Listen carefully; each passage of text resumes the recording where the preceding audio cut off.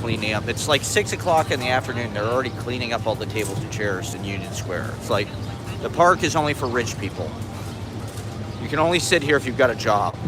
Otherwise, get a job. We've got so much to talk about. I want to talk about love streams. That's all you need to know. Love streams. Talk about streaming.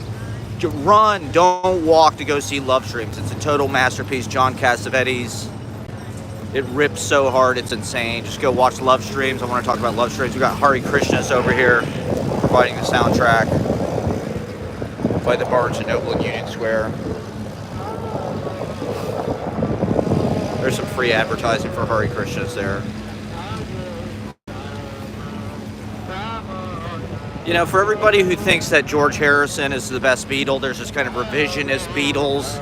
There's a lot of revisionists. I feel like our generation and younger people kind of still are defining themselves against the kind of baby boomers.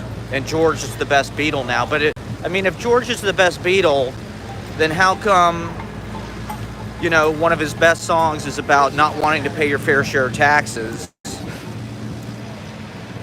And then he's like, kind of a Hari Krishna. I don't fuck with that, really.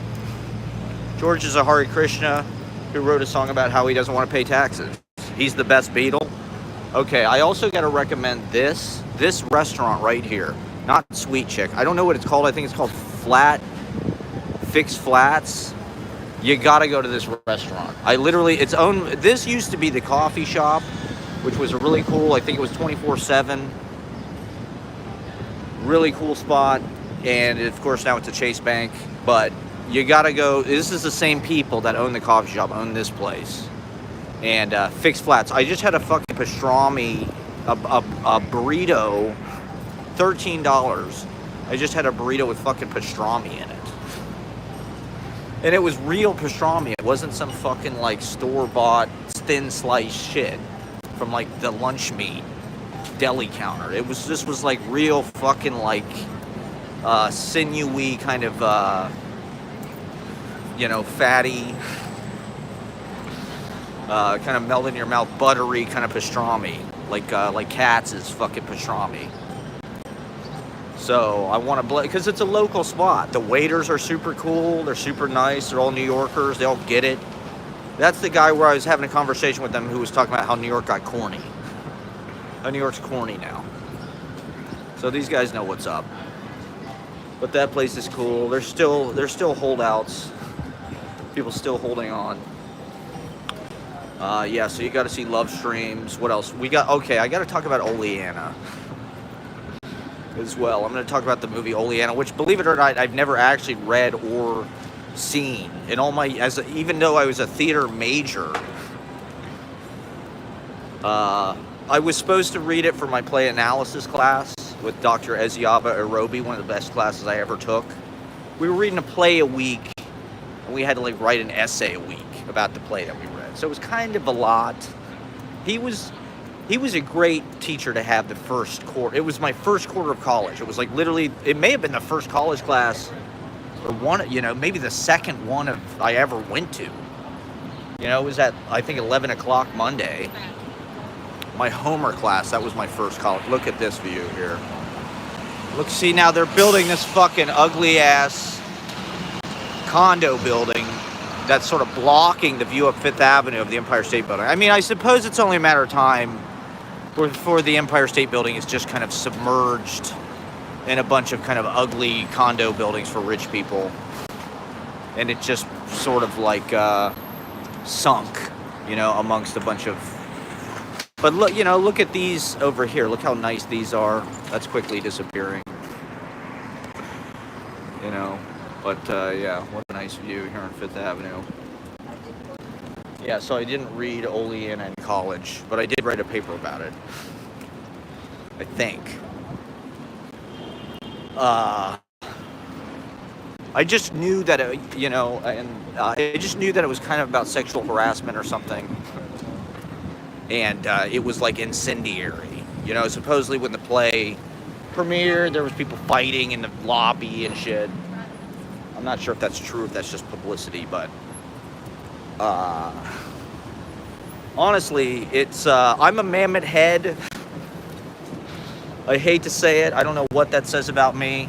Am I going to turn into some kind of right-wing maniac when I get old like him and Joe Montana? But what can I say? I love Mamet. I think he's great. I think he's one of our finest writers. I'm not afraid to say that on the internet. I was just watching an interview because he was on Joe Rogan. David Mamet on Joe Rogan. He's a Trumper. He loves Donald Trump. Like, how pathetic is that? But it kind of makes sense. I mean, it was there. He's always been obsessed with guns and the Second Amendment and, like, building shit. He's always written about criminals and real estate guys. You know, how can the guy who wrote Glengarry Glen Ross be a Trumper? It seems crazy to me. Because to me, Glengarry Glen Ross is the ultimate, like, capitalist desperation play of the modern world. I mean, that play, and that's something I saw with Oleana, and also his work, Speed the Plow, which is his play about Hollywood. He's able to talk about these kind of big things within these kind of very contained, you know, there's two characters in Oleana, and that's the whole play. I mean, Glengarry Glen Ross has a little bit more of a, you know, range of characters, but the situation, you know, the first act is in a Chinese restaurant, and the second act is in the real estate office. It's like that, and they tell the whole story of capitalism and how we're all being crushed, and just the desperation of the worker. Is anybody? I feel like I turned off my viewers. My last, is this because I talk shit in about the comment section? I'm sorry. I love everyone in the chat. I didn't mean to fucking criticize anybody in the chat. I don't know. It usually takes a few minutes for people. This is a nice building right here. You know, I'm going to go to my office. So, yeah, I should be right. I think I'm going to try to write a movie or a play or something. That's going to be my next move, my next art project. In the summers, I usually have a little more time, so I can kind of work on something. But, yeah, Oleana. I don't know. Maybe I just have kind of a boomer fucking male point of view on things. But Oleana seemed to me to be a pretty relevant exploration of the Me Too thing, really. It was weirdly kind of accurate about that kind of stuff. And I don't know. I wouldn't necessarily say that it's like too one-sided. I mean, the female character is a little bit kind of underwritten, but that's kind of what it's about. It's about how the male academic is this kind of blowhard. He's got privilege. You know, he's comfy. It's kind of an amazing piece of work because everything she says is true, to be honest. I mean, we see it. We see William H. Macy do everything in the first act that in the second act she claims is sexual harassment or whatever. It's like we do see he hugs her. He says white man's burden on the phone. He calls her baby. You know, he says he does all these things. That's the point of the play, I guess, is that Mamet kind of layers that in. So it's like you see it all happening and you watch it. So you're kind of a witness as well. And it is kind of about, I suppose it is kind of an anti-woke in a way, because it is kind of about how that stuff all gets manipulated against this guy. And it is about the death of kind of like the white male patriarchal dominance of everything. It's kind of interesting that it takes place in academia. But, you know, the sort of culture wars or whatever you want to call them. I mean, that's kind of the conclusion at the end of the play. You find out she has this agenda the whole time. She wants to get all these books banned from the reading list and have their list of books.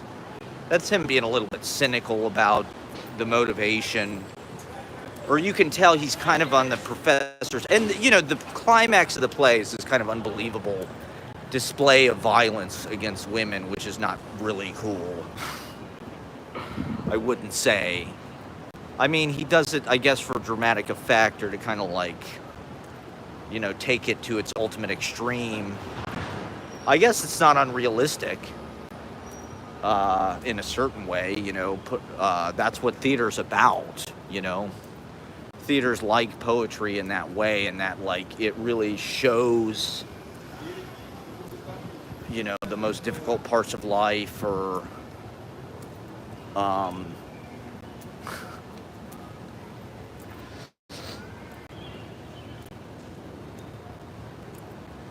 you know, you want it to that's, you know, when something attains the level of like tragedy, or the kind of highest depth or feeling, you know, the poetry of theater, it's like it's because they take it to some kind of, I don't know. Well, I don't know. You know, to be honest, I would say the Cassavetes movie is an amazing example of that. And like I said, if you haven't seen Love Streams, go stream Love Streams immediately. I mean, I loved it. Once again, maybe it's because it's about this kind of badass male, whatever, protagonist. But Jesus Christ, it kind of reminded me of Twin Peaks, The Return, where it's like this late career kind of thing where the director's just not fucking around at all. You know, when you see a master artist like that, and to be honest, I might say, I mean, I haven't even seen all of Cassavetes' movies, and to be honest, a lot of them I don't really even like that much. Like, you know, I tried to rewatch Husbands not that long ago, and I remember I bought the DVD of Husbands from Best Buy. It was like $5, and I thought, holy shit, you know, I get this Cassavetes movie on DVD for $5, and I took it home and I watched it. I hated it. I thought it was just over the top, I don't know, and just indulgent or something, I don't know. It's kind of glamorizing these dudes, whatever, and it's almost like a Three Stooges movie. The way that it's sort of pre-verbal. It's not about these guys being articulate. It's just about them turning themselves into kind of animals, husbands. It's almost like a satire in that way. But it's very serious. Bruce Holiday, 72-year-old boomer again. All right. Thanks for watching. Watching on TV, but chatting on laptop. There you go. That's Web 4. You're living Web 4. Feel free to ask any questions in the comments. I want to answer some questions today. If people have any questions. Okay, I'm on 16th fucking Street. Okay. How the fuck did I get up here? I gotta go south. 7th Avenue, probably my favorite of all the avenues. If I had to pick, it'd either be 2nd Avenue or 7th Avenue in New York. Those are my favorite avenues. 2nd Avenue, of course, St. Mark's Church on 2nd Avenue. The great Frank O'Hara poem, 2nd Avenue. The KGB, not far from 2nd Avenue. We will come to the Jersey Shore. Tell us when, where, we'll be there.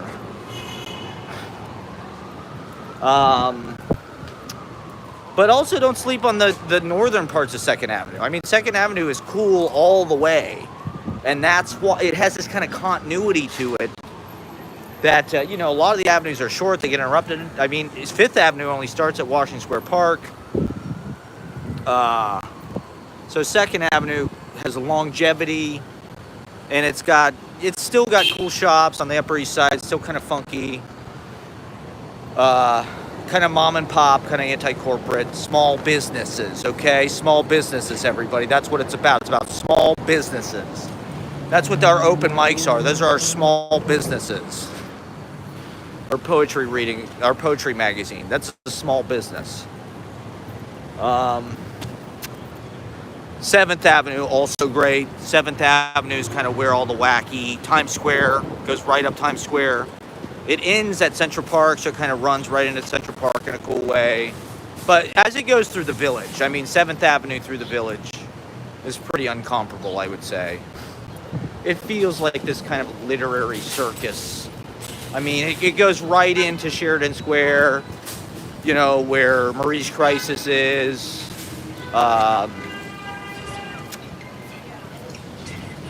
Arthur's Tavern. There's still that kind of like wonky, off-kilter, um, you know, kind of literary James Thurber, Algonquin Round Table. The Seventh, that feels like that's what lives on Seventh Avenue. Seventh Avenue is kind of the access of that. I mean, look at that turret. You know, how magical is that? You know, even in the year 2024, they haven't torn that shit down. You know, it's still got this kind of cool. And then one of the magical things about 7th Avenue is if you look up from the Village at night, if you look north, you can see Times Square. You can see all the lights at Times Square, and you can actually see pretty deeply into Times Square. I think that's kind of amazing. You know, in New York, you kind of take for granted how collapsed these worlds are on each other, and just how you have access to so many different cities within the one city. You know, the fact that you can see fucking Times Square from the little village, the diminutive kind of like, you know, elfin kind of magical druid kind of hovel of the village. I mean, now of course it's all finance bros and shit, but you know, I don't know. I'm a tourist. I'm basically living in the past. I'm living the fucking past. I mean, the 21st century just sucks. They want to displace us physically, so we just live our lives on the internet. We do everything on VR fucking helmets. I mean, I was reading this this article today. Americans' commutes are longer than ever. People are making peace with the longer commute. It's like, we're not making peace with it. We're forced into a fucking long commute. So I'm not alone in this. You know, the fact that I commute an hour, whatever the fuck it is, from Midwood to get here to do this, to feel like I'm a part of the Druid circus. That's not unusual. That's everybody. It said, you know, now there's the people who have super commutes, which is like more than 75 miles or something, has gone up by like a third. I knew a guy in high school, our friend's dad commuted from Columbus to Cleveland every day for work. That's a super commute. You're burning a lot of gasoline doing that. You know, you're paying a lot of fucking Texas oil guy fucking salaries and shit doing that. That's what they want. They want everybody in this fucking country just driving Ford F-350 identity crisis, penis compensation, military vehicles that just guzzle fucking gasoline. And cyber trucks, you know. So anyway, I don't know. I'm pissed about the tech thing. Just in general, I know I bitch about it a lot, but like, how does Hollywood not see this? You know, I think Hollywood is the reason why Hollywood is dying. You know, it's like the Spotify guy said, the cost of making music is almost nothing. You know, they think it's good that now, because of digital, there's like distribution of everything for free, and everybody can make a movie. Like I saw, YouTube is actually it's the top streaming service. It overtook Netflix or whatever. It has more market share. There's more people consuming content on fucking YouTube than any other streaming. That's good. Who knows how long that will last? I mean, I think that's one reason why I've got so many fucking more viewers and subscribers and shit recently. Hunter S. Thompson.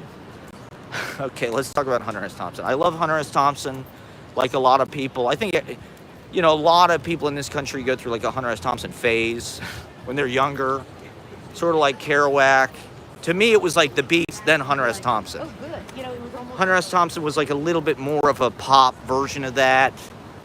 And of course, the drug thing is absolutely... what is the difference between Fear and Loathing in Las Vegas and William S. Burroughs? And, you know, is Hunter S. Thompson taken seriously on like the highest level of like literary kind of consideration? I'm not sure. I mean, I haven't read that book, you know, since high school. Maybe I think I reread it in college. And I used to love Songs of the Doomed. which is Hunter S. Thompson's. It's like a compilation of shit they put together, I think, in the 90s. Songs of the Doomed has a lot of his kind of like young romantic stuff. In fact, he has a story about how he lives in New York. When he was young, he tried to move to New York, and he worked for Time Magazine or Sports Illustrated briefly, and he wasn't really getting the assignments that he wanted.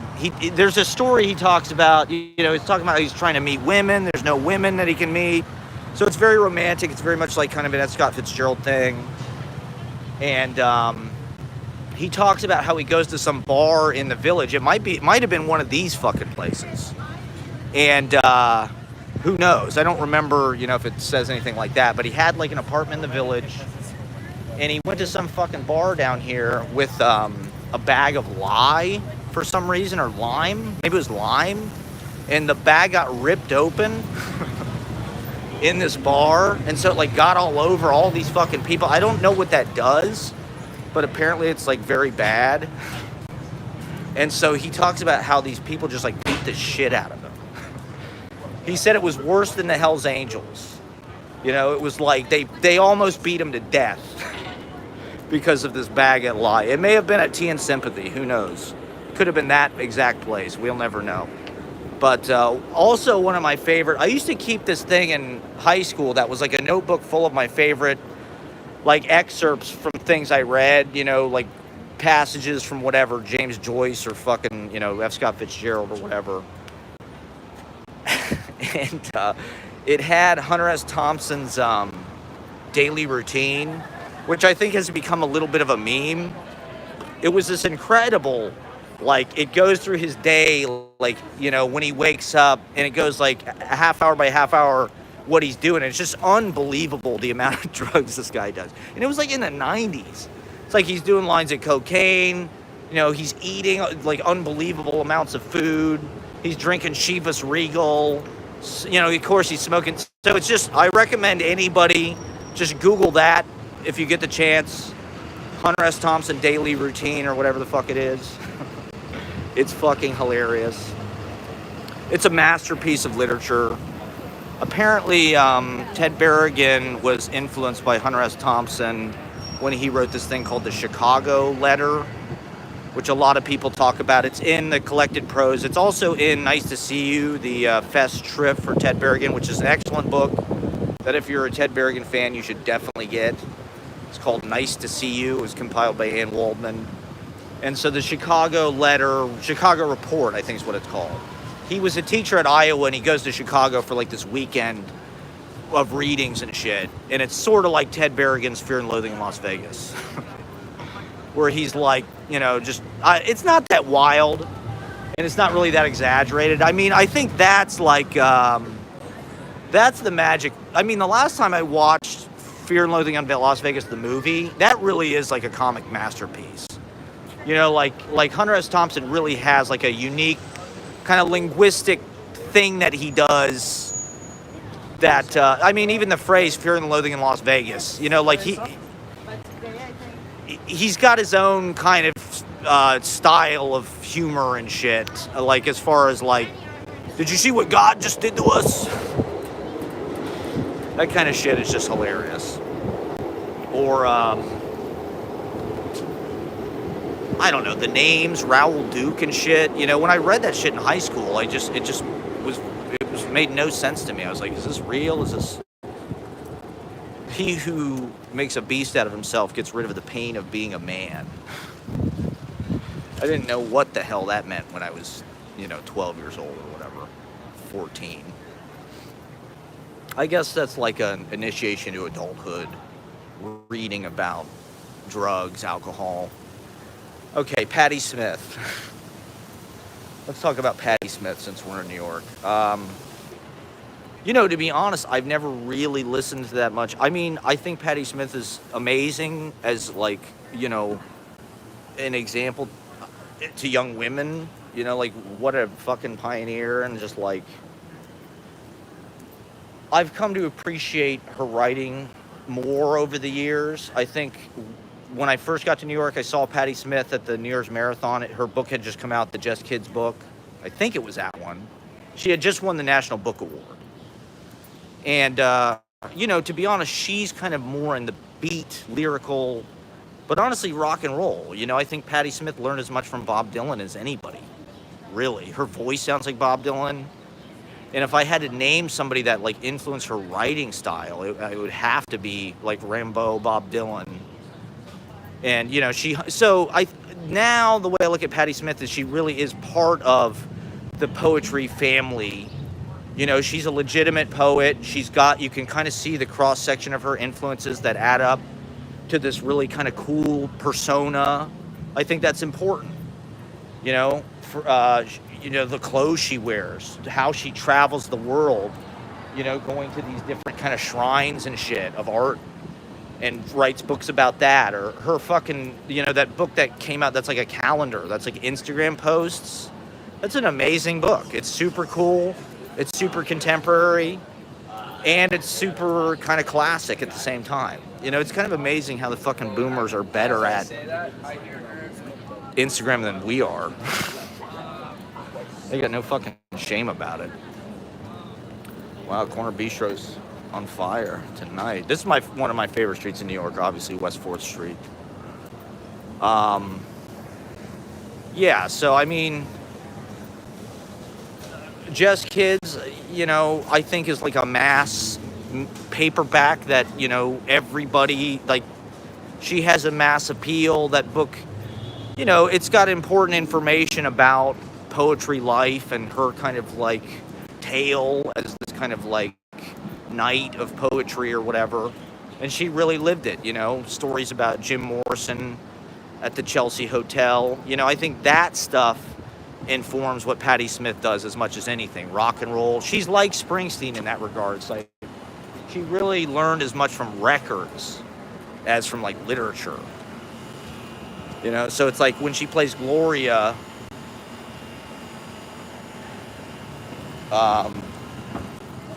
or just her approach to punk music, it really is just like Nuggets. Lenny Kaye, the guitar player, put together Nuggets, the fucking 60s garage band kind of acid rock compilation. So that's really what I hear when I hear punk, is like sort of a not as interesting version of that.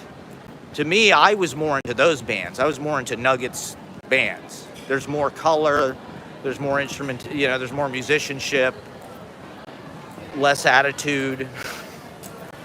I'd like to see the Patti Smith documentary, Dream of Life or whatever the fuck it is. But, and I think that she's a role model. It's interesting to me that Adam Curtis used Patti Smith in that hypernormalization documentary. That he used her sort of as an example of just like kind of the white gentrifier chick, which is kind of true, I think. Like Patti Smith, not that she's like, any different than a Bob Dylan gentrifier shtick, but the big hat kind of singer-songwriter, Mitski, whatever wannabes. Everybody fucking read Just Kids. It's kind of the handbook, and why not?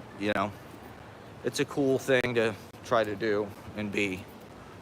If it's a way to get poetry to people and inspire people to be involved with poetry and like beauty and magic, then so be it. But I think there is a little bit of superficial kind of material suburbanization. Like Patti Smith has been gentrified. And so what does it mean? It's kind of, what does Patti Smith really stand for? I don't know. Is that getting across, or is it just kind of an image of young kind of love and, against the backdrop of whatever empire? So I don't know. Like I think that she's a real one, but I'm also not actually that familiar with her work, to be honest. When I was going through my breakup a few years ago, I discovered that song Redondo Beach. That was pretty amazing at the time.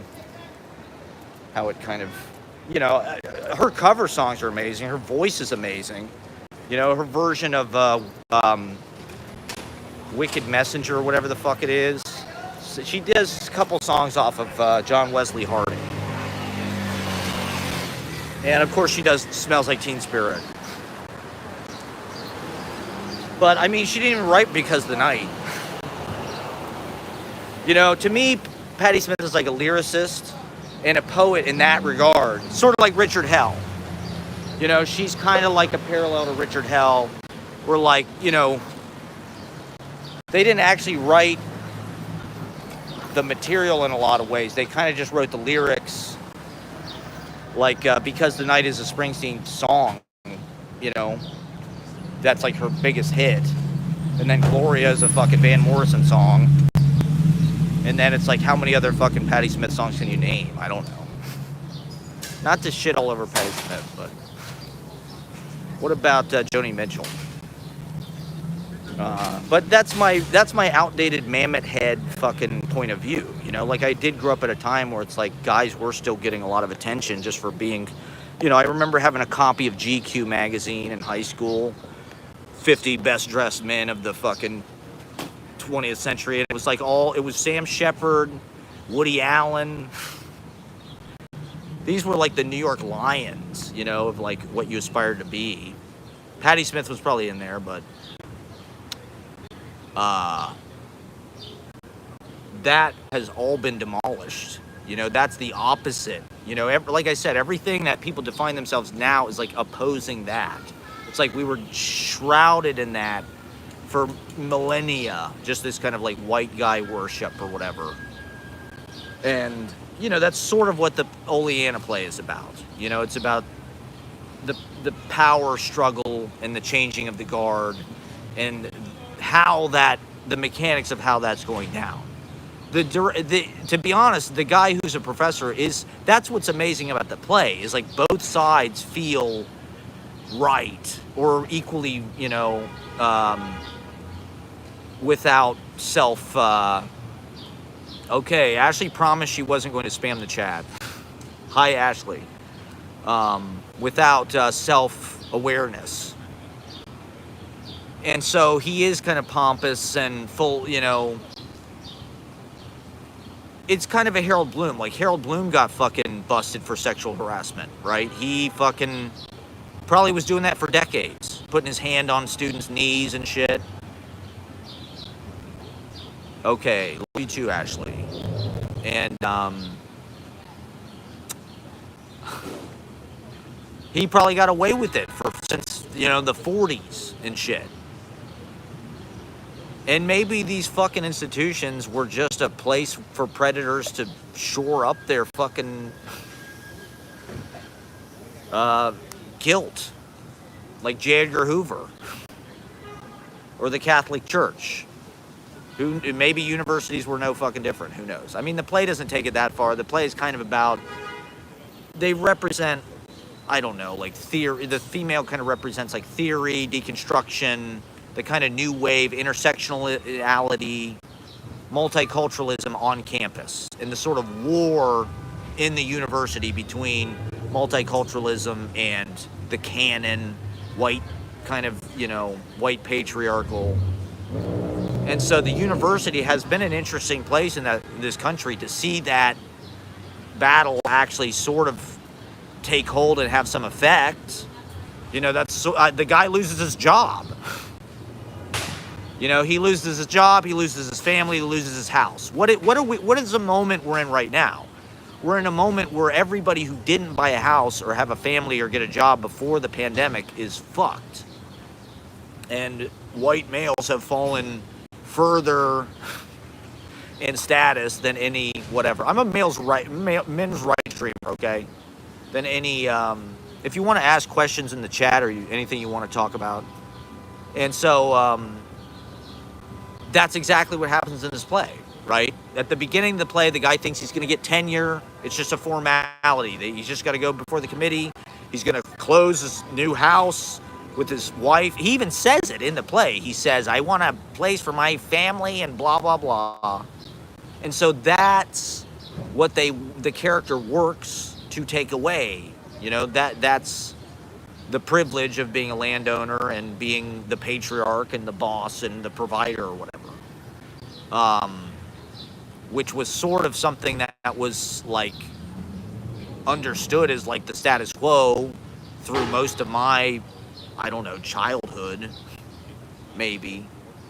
But now it's like we're just kind of we're finding out we're in a radically different place where that's what people have lost: the ability to buy a house, to have a kid, whatever, to get a job,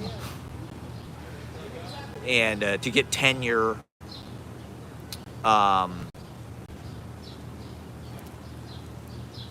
You know, is Mamet what? You know, how does his radical politics fit? I mean, he's obviously like Seinfeld. He's sort of like an anti-woke guy, which makes no fucking sense because I just watched this interview with him. He's like on some Catholic fucking YouTube show. I guess it's right-wing Catholic. But it was an excellent interview, I gotta say. The guy was asking him questions about like Sanford Meisner and shit. You could tell the interviewer was like this failed theater guy. He was like, I went to NYU in the 80s, and I remember when Bill Macy and Mamet had their fucking, school of acting and shit, Atlantic Theater Company and all that shit. You know, those guys really did get to just do it all. They're boomers. You know, he's a fucking boomer. You know, they got to, put on plays in bad neighborhoods for cheap in Chicago or whatever. And worked their way up onto Broadway and off Broadway and whatever, into the movies, to make The Postman Rings Twice. The Postman always spoiler alert, we watched the end of the movie. You don't need to watch the last 45 minutes of Postman Always Rings Twice. You don't need to watch it. Nothing interesting happens. Nothing. It's over. After an hour and 15 minutes, the movie is effectively over. That's also a Mamet script. One of the things that I'm learning about myself is I like film theater. You know, I like when they film plays. To me, it's one of the tragedies of our fucking culture that, like, they don't film Broadway plays and, like, broadcast them. Or, like, give people a chance to see some of these fucking plays. Because it is different. You know, something that's dialogue rich and working on kind of a literary level. It's more like poetry. You know, Mamet's scripts have like this Gertrude Stein thing happening. All the repetition, right, is kind of famous about Mamet speak or whatever. That's kind of a Gertrude Stein thing. That's kind of a Four Saints and Three Acts thing, in a way. He's a modernist, maybe. And there's a lot of speeches in the play that are just like, pretty dense, and, you got to listen closely and think about them to really, that's what theater does, right? It's like poetry, except there's characters, and it's kind of this living tableau, and there's multiple voices that are kind of incarnated, and every character kind of symbolizes something within the kind of schizophrenic internal piece of, it's all one thing, really. All of the characters are kind of, right, like the dramatist's voice. In a poem, that's way more compressed. In a poetry reading, that's way more compressed. And, like, to be honest, I mean, I'm a theater kid. Shakespeare was a poet. And to me, poetry readings are kind of like they're like monologues or soliloquies, or they're kind of like one-person shows.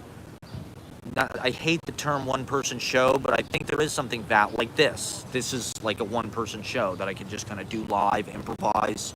It's film criticism, it's theory, it's, comedy, whatever. Storytelling. And ideally a sort of an oral poetry and a music and whatever. Telescope all of the things you do into the poem. That's one of the things Philip said. That's something I definitely, the poem is a movie, it's a montage, it's an album, it's a radio broadcast, it's a podcast, it's a stand-up comedy routine, it's a lecture, it's a diatribe, it's theater.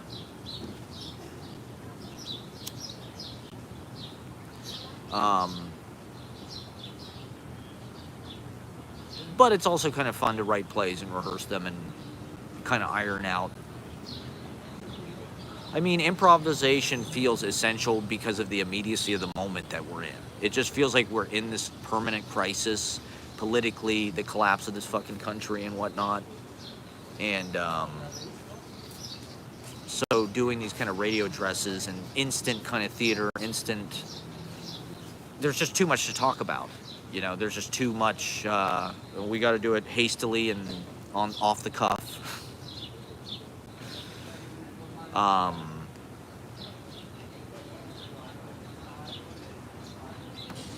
Yeah, so, you know, the Oleana, I gotta say, like, you could just see the fucking movie. You don't need to read the goddamn play. Like, the movie is basically like watching the play. And I like that, you know. I remember when I was a kid, my mom had a VHS of the movie Talk Radio.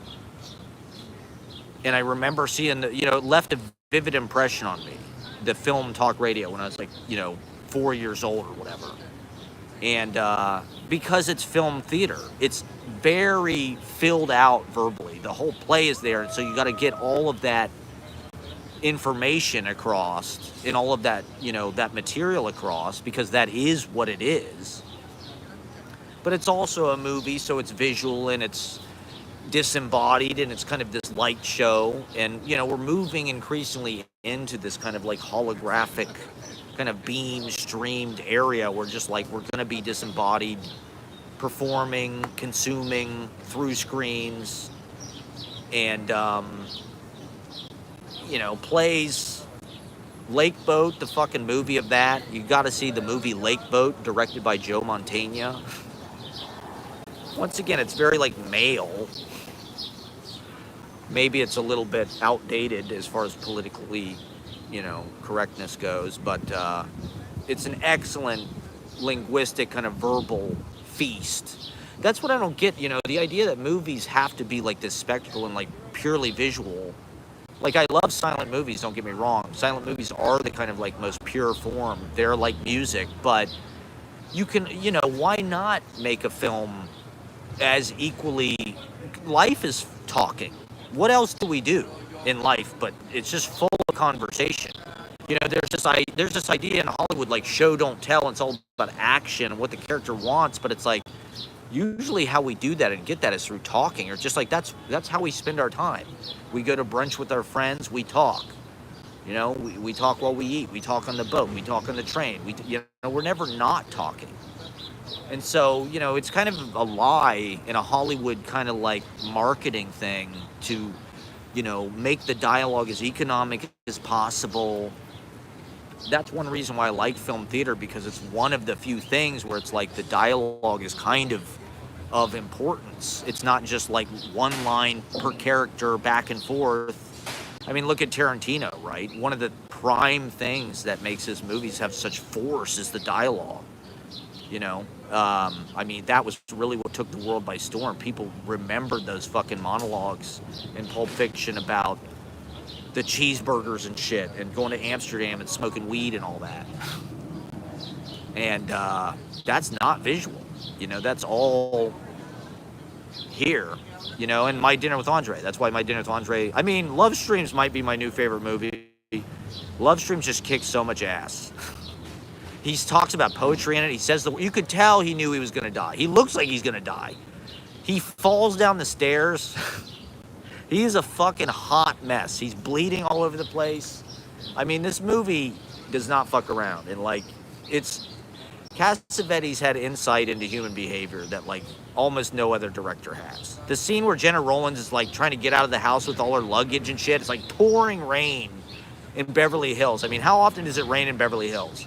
It's fucking pouring rain. She's just like, I gotta get out of here. She's moving all of her fucking shit in like a taxi cab. That's how human beings are. It's like, we gotta get out of this situation. We just gotta get the fuck out of there. It doesn't matter, Cassavetes can see that stuff in a way that almost no directors. And the house in that movie just looks unlike any other. I guess it's his house. It looks unlike any other house in a movie because it's not all set dressed and cleaned up and shit. It's messy. It's cluttered. That's how artists live. The guy's a novelist. He's like this kind of womanizing. He takes his kid to Vegas. He's really a piece of shit. But you know, I don't know. In that world, guys were gambling on sports and drinking and you know, I don't know. They had guns in their glove compartments. You know, that's the David Mamet world that they glamorize. You know, they're always writing about small time criminals and shit. But yeah, Love Streams. You gotta see Love Streams immediately. A lot of Cassavetes movies I find like kind of hard to sit through. They're kind of like, they're just overwhelming. They're almost too big for the screen. They swallow you up, and they're just they're kind of durational. But Shadows and Love Streams are two of the greatest fucking movies I've ever fucking seen. Two of my absolute favorite movies. Go out and watch Shadows immediately, and then watch Love Streams. They're the bookends of his career. But yeah, and anyway, yeah, what else? What else do I need to talk about? Well, yeah, I don't know. I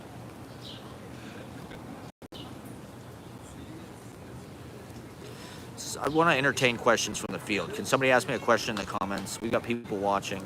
Let me check my notes. Oh, yeah, I wanted to say, because we've been watching Seinfeld, there's an excellent website, watchseinfeld.net or something like that.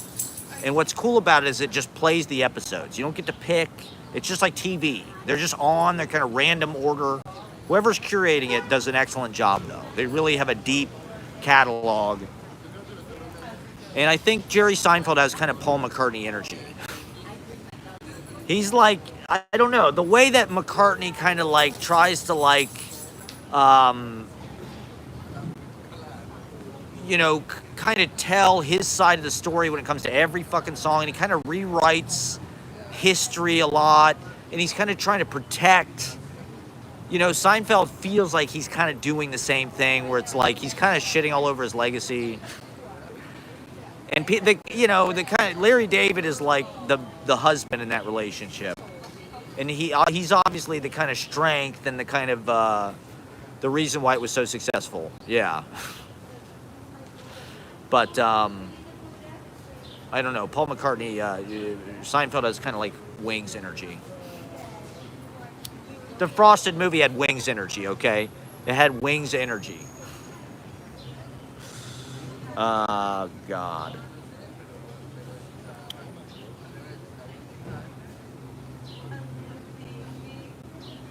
I don't know. Now I've got 5 people watching. I'm just nervous. What do I say? What do I talk about? I keep talking about movies. Oh, yeah, okay. We also watched Big Trouble, which is actually the last movie Cassavetes directed with Alan Arkin and Peter Falk. Apparently they're trying to recapture some of that In-Laws magic, which I've never seen the In-Laws, but there you go.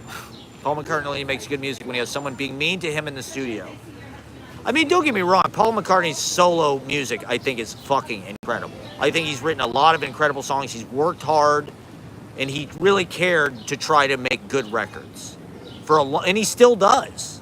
You know, it's like even George Harrison, like, kind of fell off a little bit at times, and we all know about John Lennon's solo career. But you think it feels like McCartney really cares about making good records. And he still comes up with unbelievable hooks. He's got catchy sounds. Fucking, you know, Don't Say Goodnight Tonight. Come on. He's got so many, whoa, whoa, whoa, whoa. My love does it good. You know, that song, My Valentine, is incredible. That song, Here Today, is incredible. That song, New, go check out the song New by Paul McCartney. Came out in like 2013. That fucking is, it's got a little bit of like a Penny Lane kind of vibe. It's a good fucking song. Big Trouble was not as bad. Everybody on fucking Letterboxd talks about how bad is this all my life is? My life is just watching movies now. It's sad and pathetic. I used to go to open mics. Now all I do is stream movies illegally. This I would say Love Streams. I give 6 bags of popcorn. Big Trouble. I give 3 bags. It's not. It was not as bad as people make it sound. Apparently, it was like kind of a job that Cassavetes just kind of inherited. It's really an Andrew Bergman film, who wrote that film, The Freshman, with Marlon Brando, and some other things. I think he was a writer on Blazing Saddles, maybe. So it has kind of like a farcical. It kind of reminds me of that movie. What is that movie with John Candy and Richard Lewis? That's like in Monaco. It's like a bunch of people like running around, fucking. There's bodies, and they're trying, faking death, and they're trying to get the insurance and blah blah blah. Woman knocks off her husband or whatever. Beverly D'Angelo. I gotta say the performances are excellent. It's very interesting performance. At no point was I watching this movie and being like, this movie is bad. Like I'm embarrassed to watch this piece of shit. Like a lot of movies from the 80s can be. I thought it was a very interesting. You could tell Cassavetes was directing the actors because they were all doing very interesting things, that worked and were like not what you'd expect them to be doing in a movie like that. If anybody else would have directed that movie, it would have been bad. Like the script itself was it kind of reminded me of like Noises Off. It like kind of had a farce quality. And I don't know, directors like Bogdanovich, they're just kind of into that. Like even They All Laughed is kind of a farce, and just all these people chasing each other around and falling in and out of love with each other. And I didn't think Big Trouble was that bad. I don't think it was necessarily like a worthy epitaph or anything. Love Streams is obviously, but it fills out the career. I think that's one of the things that's interesting about Cassavetes' career. It's like he made movies kind of for hire sometimes. He's in Mikey and Nicky, which is kind of like a Cassavetes movie, directed by Elaine May. He had that show Johnny Staccato. He's in The Dirty Dozen. He's in Rosemary's Baby. He's got this career as an actor, and stuff where he's really interesting. And he was also a teacher. He had classes. He was kind of, he had his kind of company of actors that he liked to work with. Seymour Cassel, Peter Falk, Ben Gazzara, Jenna Rollins, of course. The great Jenna Rollins. He's a model in that regard, I think, for artists. He's a role model. And I think in certain ways you can point to Cassavetes as much as anybody as kind of the real kind of big bang behind American independent film. Even somebody like Scorsese, I think, is really imitating Cassavetes, trying to be Cassavetes in a lot of regards. Things like Mean Streets, even something like Raging Bull, Taxi Driver, they all kind of have Cassavetes energy. Where it's there's a theatricality to it. There's kind of an operatic quality. This movie has like dream sequences and kind of surreal things as part of the narrative. So it's kind of Fellini-esque. Apparently Fellini, I guess, was influenced by Shadows. Fellini saw Shadows. And apparently, I haven't really seen La Dolce Vita recently, but apparently there's things in La Dolce Vita that were actually inspired by Shadows, which I think is kind of amazing. I don't know. Should I talk about my life? I don't know. It's just, I try to live by example and film that, and I thought that was going to make an impact. But I don't know. It's like we're living in such a commercial culture, and everybody's kind of doing these cinema verite, reality, Instagram account, live stream, vlog things. How do you stand out? How do you...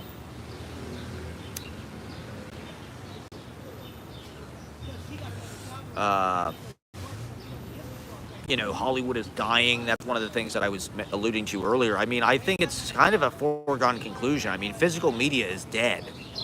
The internet is kind of like a replicator for media. Like, you don't need to buy DVDs. You don't need to buy CDs. You get any... And the tech companies have kind of enabled this. And kind of like... It's like... In the same way the mafia was in control of the record industry in the 50s or whatever. They owned all the jukeboxes, whatever. They owned the radio stations, payola, this, that.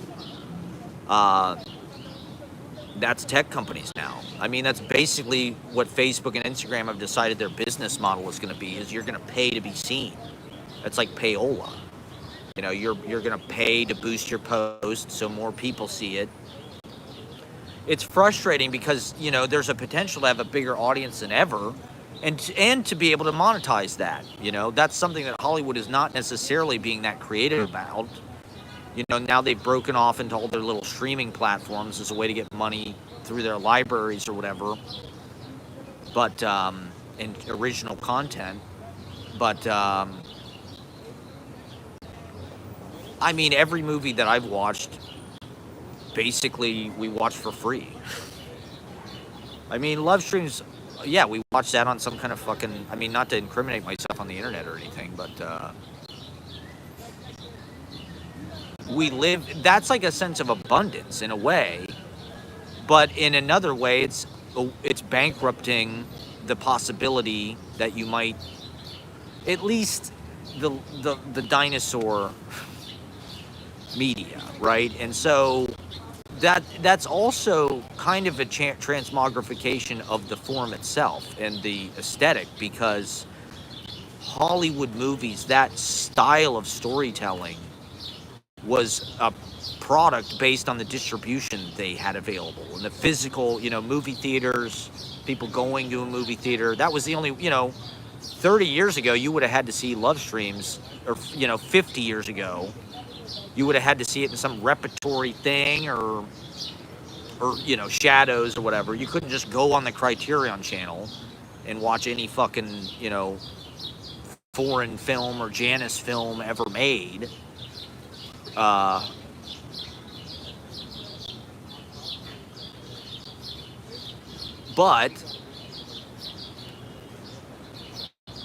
I don't know, just the very nature of visual storytelling is changing so much. TikTok, obviously, YouTube. If more people are watching YouTube, more people are watching like tree limb cutting videos or obscure hobby kind of videos. Is that filmmaking? Is that storytelling? You know, is that art? Is that as interesting, or as, you know, now suddenly imagining things and writing that fiction feels like magical.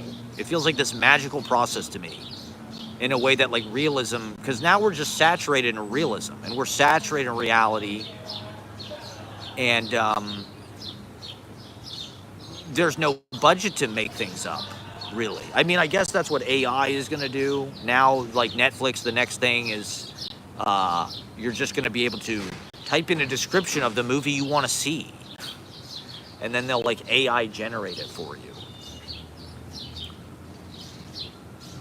I guess that's why writers and directors are scared, is, like, in that regard, you know, is that the content people are going to consume is movies that they just sort of order up out of their, you know. To me, it's like, I don't know, people probably want somebody to cook for them, maybe. I don't know. Yeah, that's right.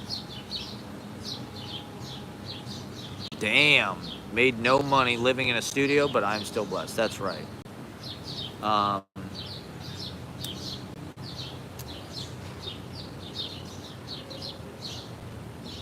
You know, everything is just going to less and less people. And so it's like we're entertaining ourselves by making our content. And, you know, I love doing vlogs. To me, vlogs are like the Cassavetes movie.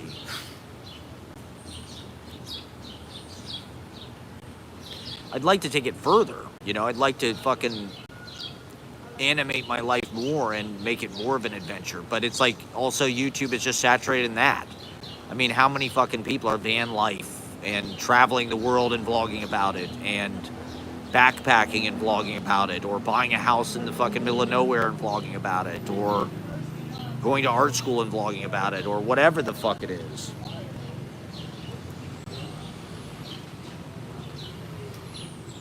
you know, the mode of storytelling. You're not just putting a camera up on sticks and, you know, staging actors in front of it and cutting a montage together with like a continuous audio track.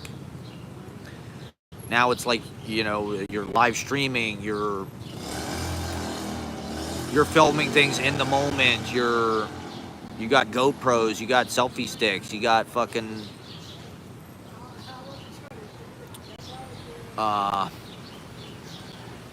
you know, just everybody filming fucking everything everywhere. It's a narrative exhaustion. It's a visual exhaustion, you know, and in a certain way, you know, the internet kind of degrades the look and quality of reality because it's, you know, like my stream the other day in Prospect Park, my bandwidth was so low that the pixelation was super high, and it's very chunky and blocky and low grade, kind of, you know, that lo-fi. You know, there's some aesthetic quality to that, but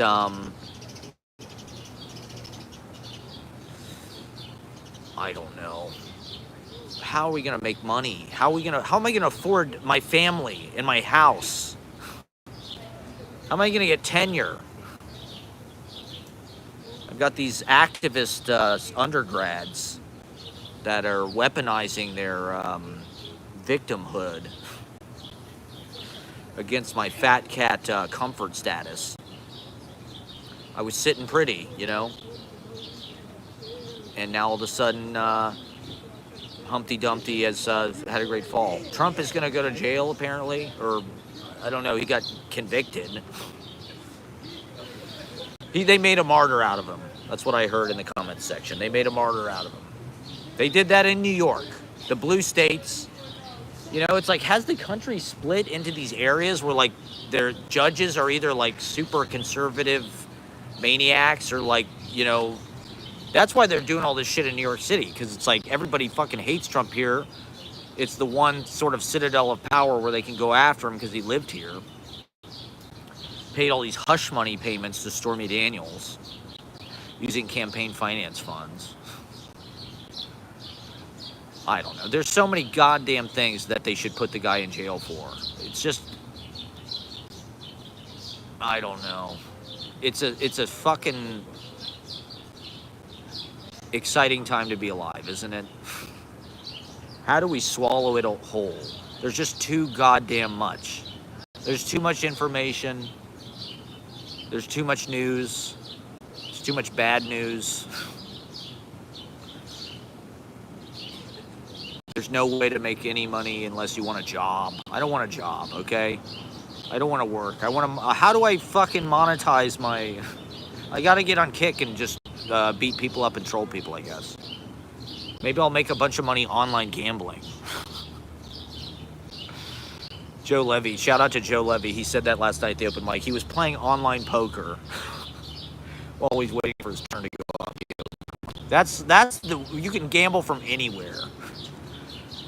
You know, all bets are off, everybody.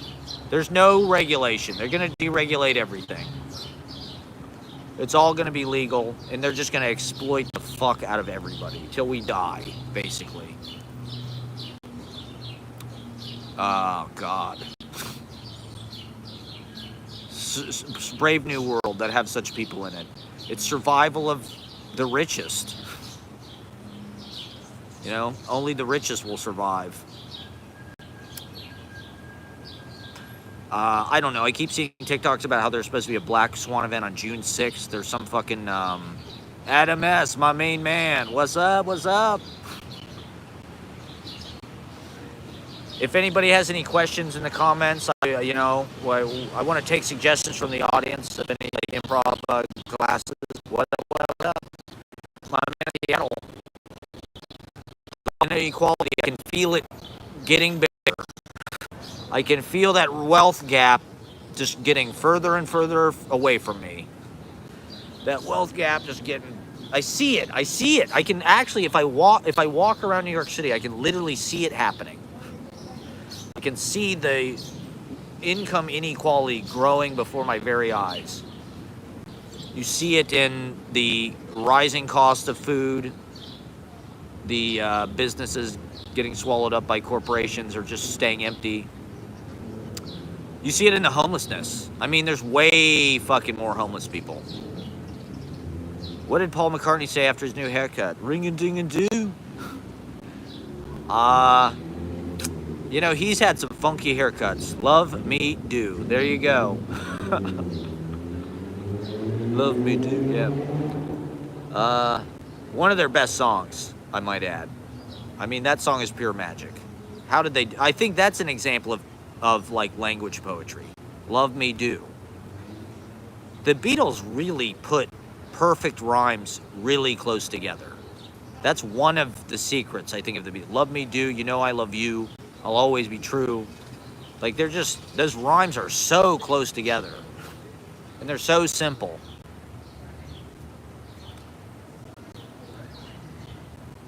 I think that's like a John Lennon thing, you know? The language, love me do. The fact that they found this kind of weird phrase that's kind of like anti-poetry or something. It's kind of, you know, it doesn't really make grammatical sense.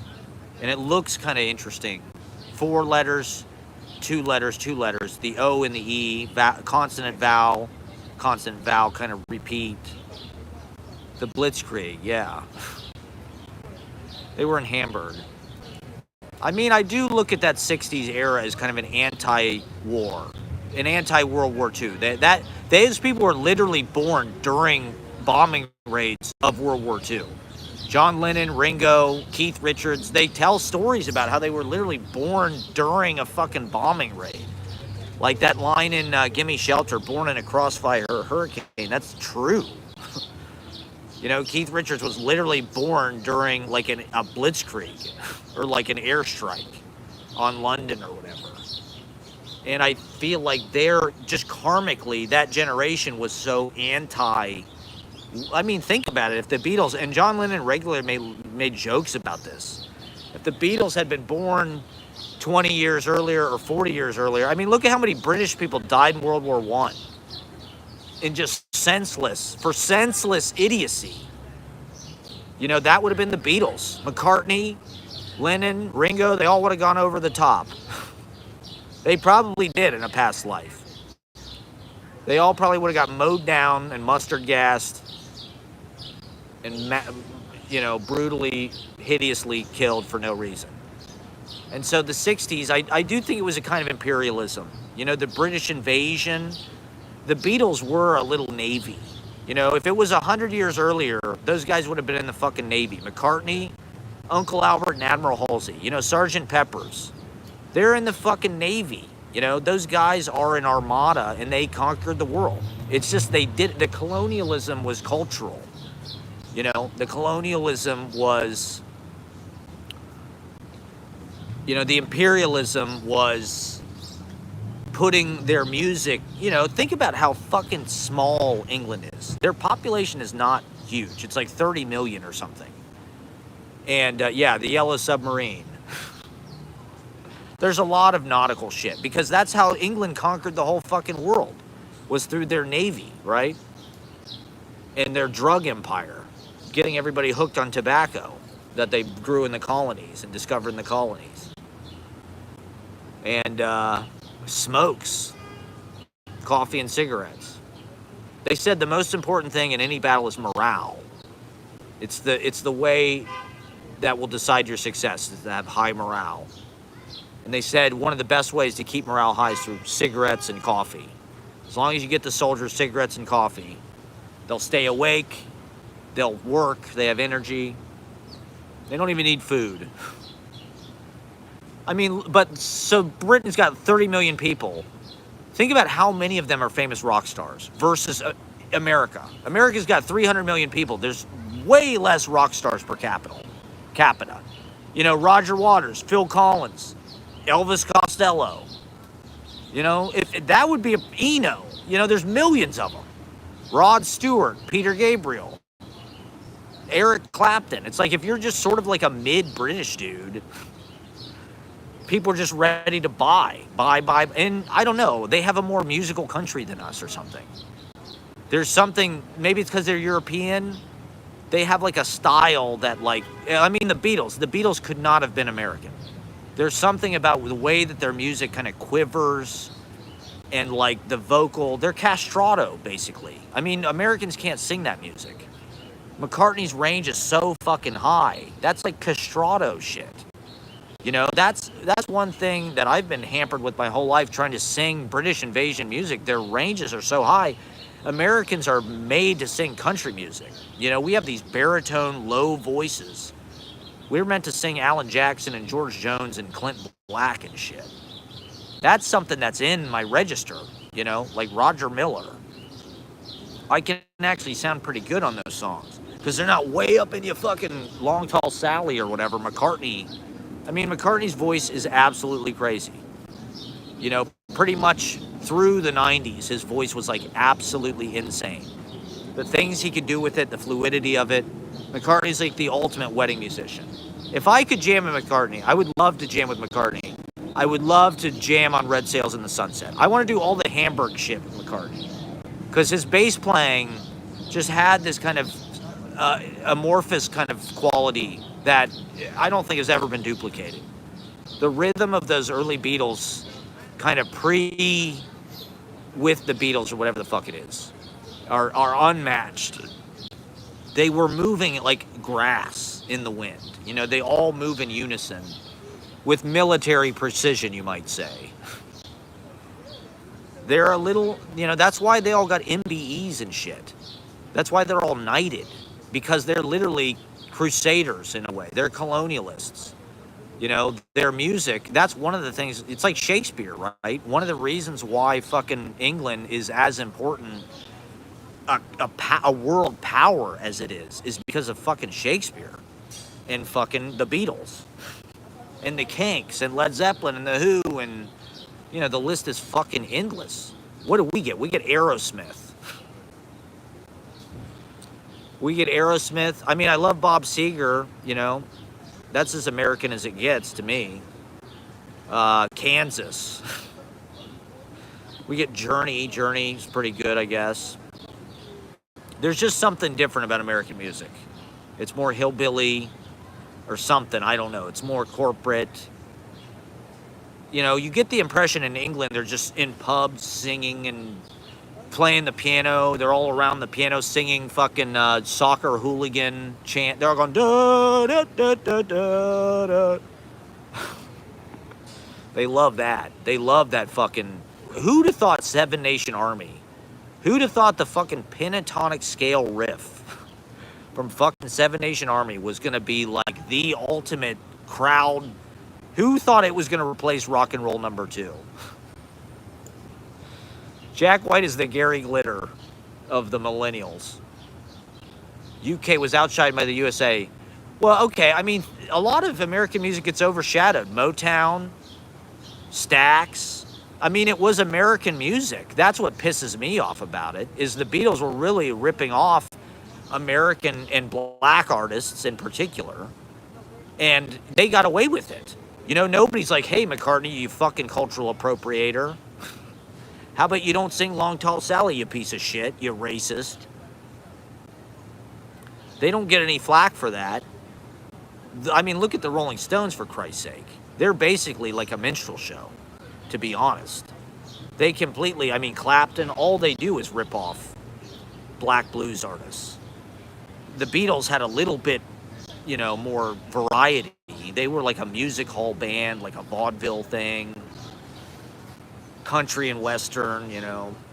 They did a lot of different things, but they don't really get, I mean, England fucking were the ones that started the goddamn slave trade. I mean, Liverpool is a port a lot like New Orleans, apparently. In the early 60s, the Mersey Beat, they compared it to New Orleans. They said, and it's because it's a port. All of that energy from all over the world was coming into Liverpool, which was a working class, kind of hard-ass place, like New York, like San Francisco, like New Orleans. And so, you know, the water was the highway, to quote my TikTok comments on this guy's video. That was the best way to get around. That was the way, that was the interstate. You know, before railroads, you could get on a boat and go anywhere in the world, theoretically. You know, China, take the slow boat to China, India, that's where they were trying to get in. They came here, the Mediterranean. But Liverpool was like a port. Brian Epstein worked in some fucking record store. He owned some record store. So he could get records because it was a port. They'd bring records from all over the fucking world. He'd get them in his record store. The Beatles could hear songs like that song Devil in Her Heart or whatever. Songs that almost nobody has ever even heard to this day. That Arthur Alexander shit. It's really interesting to see like the music the Beatles absorbed because their influences are pretty unexpected. You know, things like Eddie Cochran. You know, a lot of those records that Eddie Cochran made in the late 50s were doing multi-track stuff, experimental stuff that later the Beatles would sort of get credit for. But, you know, Buddy Holly's last records were also kind of technologically advancing in the studio in a way that wouldn't really happen again probably until the Beatles or fucking Beach Boys and all that kind of shit. But you could tell they were listening to the Crickets, you know, kind of weird, the cover songs, right, that they chose to do. Goffin and King. They really wore some obscure records out, learning how to play them, and their repertoire was fucking huge. I think that's an example for artists, you know, just like the Beatles just studied a diverse catalog, and they knew how to play, you know, Lonesome Tears in My Eyes, and the Honeymoon Song, and Anne Margaret, you know, I Don't Understand. That song is amazing. You know, they really had a huge repertoire. Who the fuck knows how they did it? How they remember all those chords? How did John Lennon remember all those chords? I can see how McCartney and George did it. I don't know how John Lennon did it. And Ringo. You know, drums, you can play anything. But I mean, their arrangements were always unique and different than the originals. They made any song they played better, frankly. Any song the Beatles covered, they really made it original, and they usually made it better, which is kind of incredible to think about.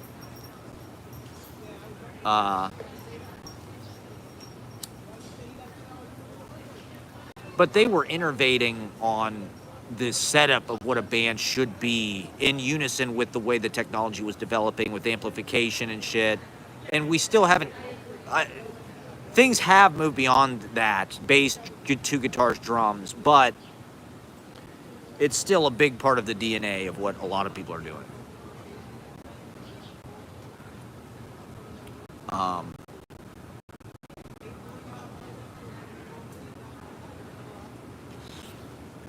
But I don't know. We just don't have the economy to support that kind of musicianship. You know, the Beatles were a bar band. You know, they were live music. And people don't want that anymore. They want to see a DJ. Hot chicks want to see a DJ. Like, if I was a hot chick, like, why do you want to see a DJ? Go see a band. I don't know. It's just dead.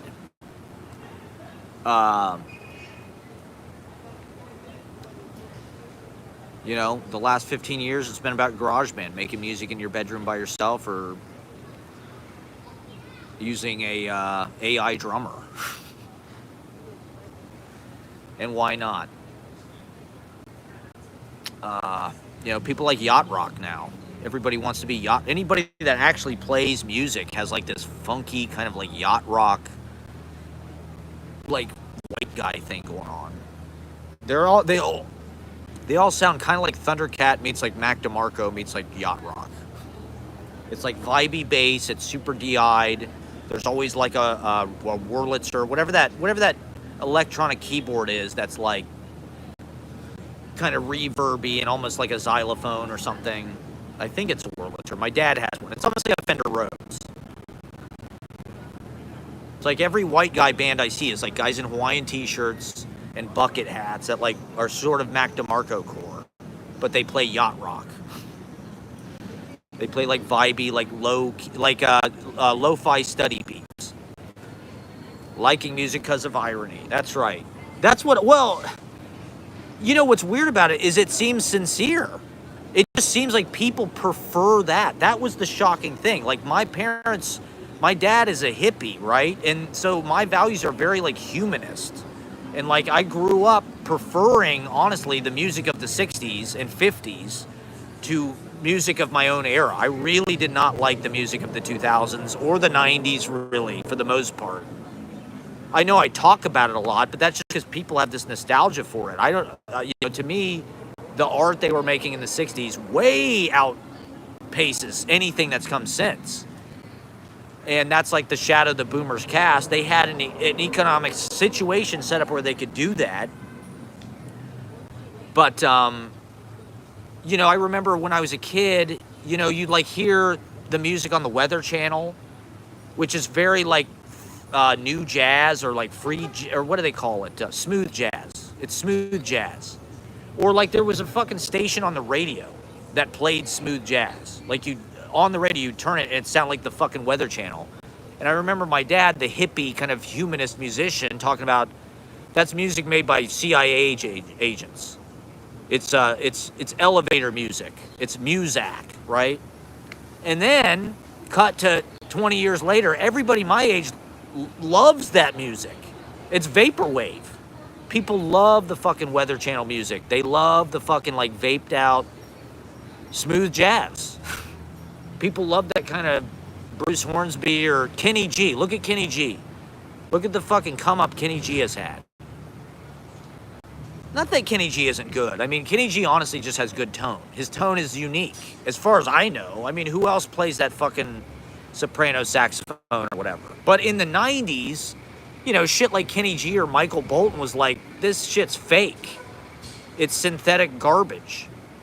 And now it's like people don't even care about that. They don't give a fuck if shit is, yeah, there you go, Mahavishnu, exactly. I love Mahavishnu, love Beefheart, love fucking On the Corner, love Bitches Brew. I love Miles Davis's 80s shit. I love when he does Human Nature and What's Love Got to Do with It. I love Miles Davis playing with Prince and shit. Miles Davis apparently liked Kenny G. Like, Kenny G opened for Miles Davis, like, a few times. Like, Miles Davis was not afraid of, like, the corny new sounds. He would say you can't look back. You can't try to do what they did. You have to do what's new. And I agree. Like, you can't just try to fucking do a rock revival or whatever. Early 80s, late 80s was rough. I mean, the thing is that at least those decades had, like, personality. I don't know. The 80s had some incredible, like, there's clearly a vibe. Like, when you say 80s music, it's very clear. It's synths, it's, Boy George, it's fucking The Cure, it's fucking, Missing Persons, it's fucking the Breakfast Club soundtrack. It's Van Halen, it's Michael Jackson, it's like Prince. There's a lot of synthesizer fucking shit. You can kind of do that with the more recent decades, but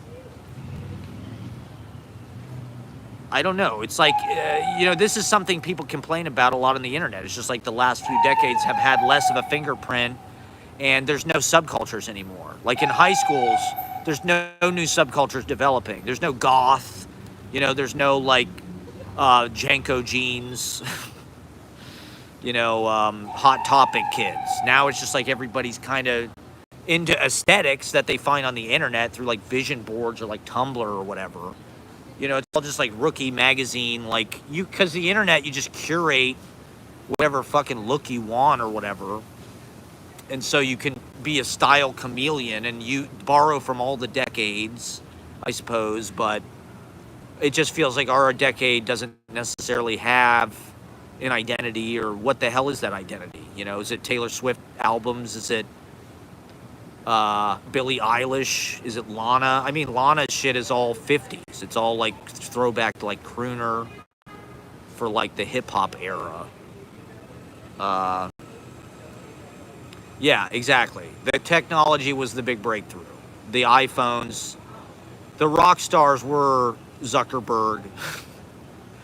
The rock stars were the nerds. The rock stars were the coders. The real sex machines were broke, and they're all tattoo artists and work at craft breweries in the Midwest, in Dayton, Ohio.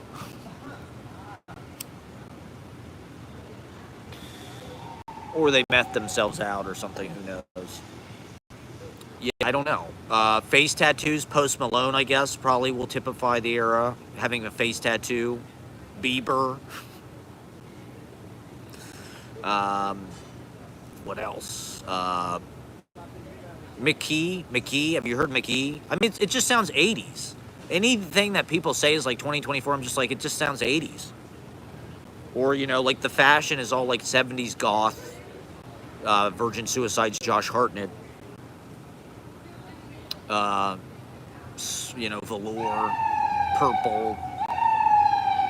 So, I don't know. Not that I'm necessarily doing anything to start a subculture or really differentiate my look or anything. It feels like you probably have to do that stuff. The new 27 Club is 23 and pills, not heroin. Yeah, everybody's ODing on fentanyl. I would say that probably will topify the era. I just got Narcan training the other day. I went to the free clinic, and they gave me a fucking Narcan and gave me training how to do it.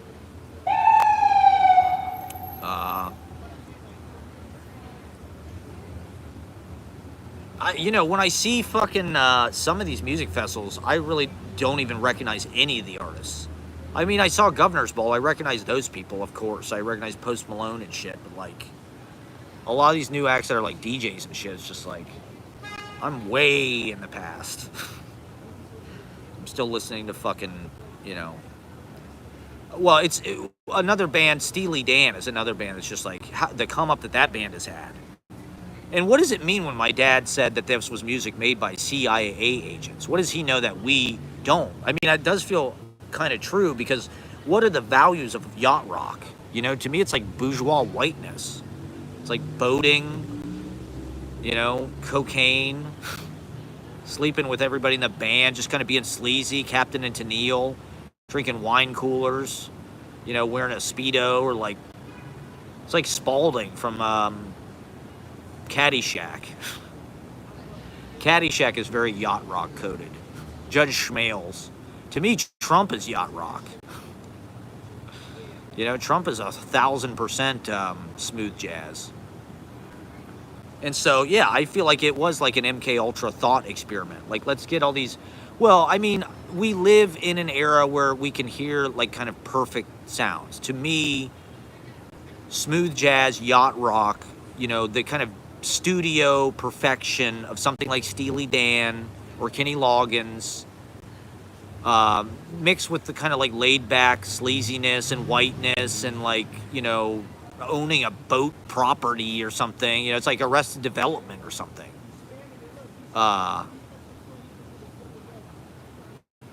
You know, it's like, those are perfect sounds. Oh, nice. Nick Cave. Nick Cave is Leonard Cohen now that David Berman's dead. Nick Cave is our Leonard Cohen. He's taken the Leonard Cohen slot as sort of like, I don't know, the rabbi, the conscience, the hymn, the singer of the hymns of the you know, hipsterati, of the truly hip, of the people who are still cool. We can't have children, but that just means we can be cool forever. You know, as long as they don't, you know, totally work us to the point that like we just can't do anything in our spare time. We'll always have open mics, I think. Unless the whole thing just disintegrates into drama and infighting and soap opera competition. Yeah, yacht rock. It's like Reaganomics. You know, smooth jazz is the Reaganomics of music. And, you know, I think they were trying, but it's weird to me how much like right-wing people are into the Grateful Dead, though, at the same time. Like, Tucker Carlson is a fucking deadhead. you know, or like, I don't know, there's certain people across the aisle that are deadheads. It's like, that music feels very organic and kind of, you know, blemished and human in that way. It's natural. It's not full of GMOs and auto tune and studio perfection and 48 tracks of, you know, whatever the fuck layering. Let's get Michael McDonald to sing 9 harmonies on every song. You know, I love that stuff. Don't get me wrong. It's kind of fascist in its technical perfection, I would say. You know, the Grateful Dead is more egalitarian in the way they admit mistakes. They admit the kind of sketch work and the kind of the rough edges, and they make something fucking holy out of that. Holy, holy, holy, holy, holy. You know, the kind of grungy poverty, the cut-off shorts. You know, I would say the Grateful Dead are like cut-off shorts, right? And tie-dye. They're not yacht rock. Are they? I mean, is Touch of Grey yacht rock? It's kind of like Shaggy Dog yacht rock. Is what's the Beefheart album? Bat Chain Puller? What's the one where he's like in the desert? Is that yacht rock? Is that Beefheart's yacht rock? I mean, I like Zappa, but Zappa's a little too complicated for me. His music absolutely has its own like universe and zany kind of flavor and vibe, and I absolutely think it's like amazing and valid, but I also am kind of annoyed that like certain people are like, you know, like Zappa apostles, and it's like just Zappa's kind of the be all end all, and he's got the smartest shit to say about politics and blah blah blah. Sorry, man. Sorry. Oh, God. Yeah, see? Wealth inequality in action.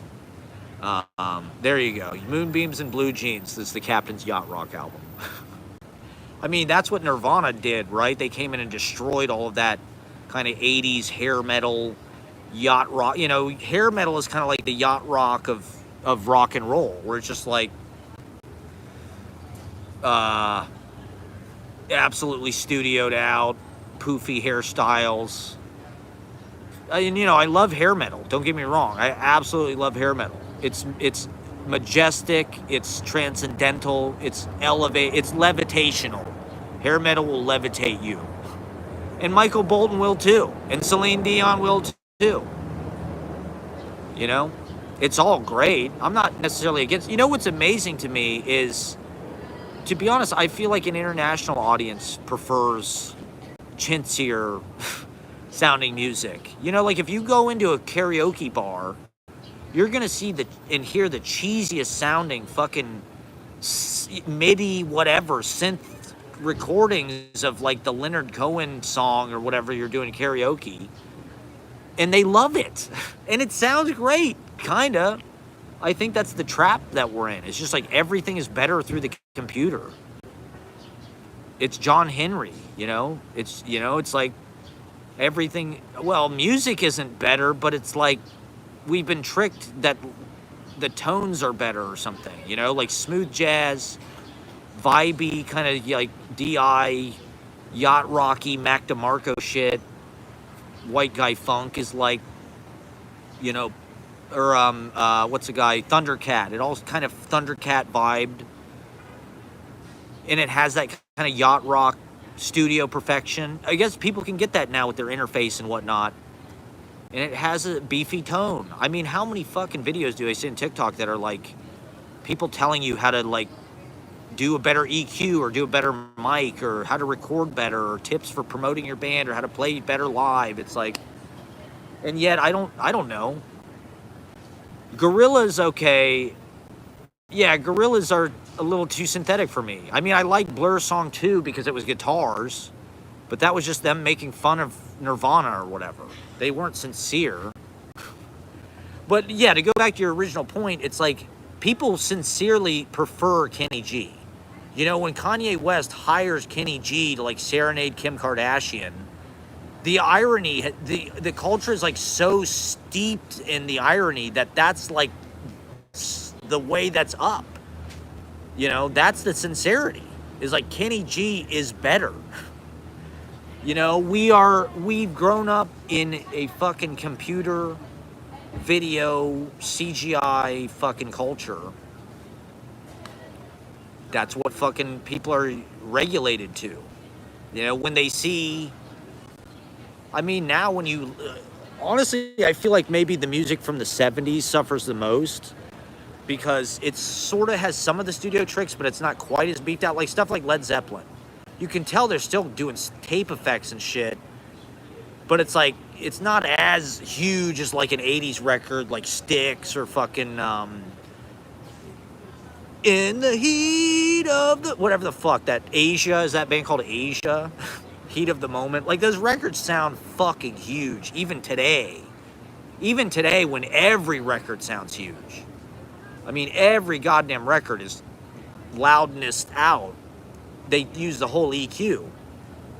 To me, the best music is still probably the music from the 50s and 60s, but particularly the music from the 50s.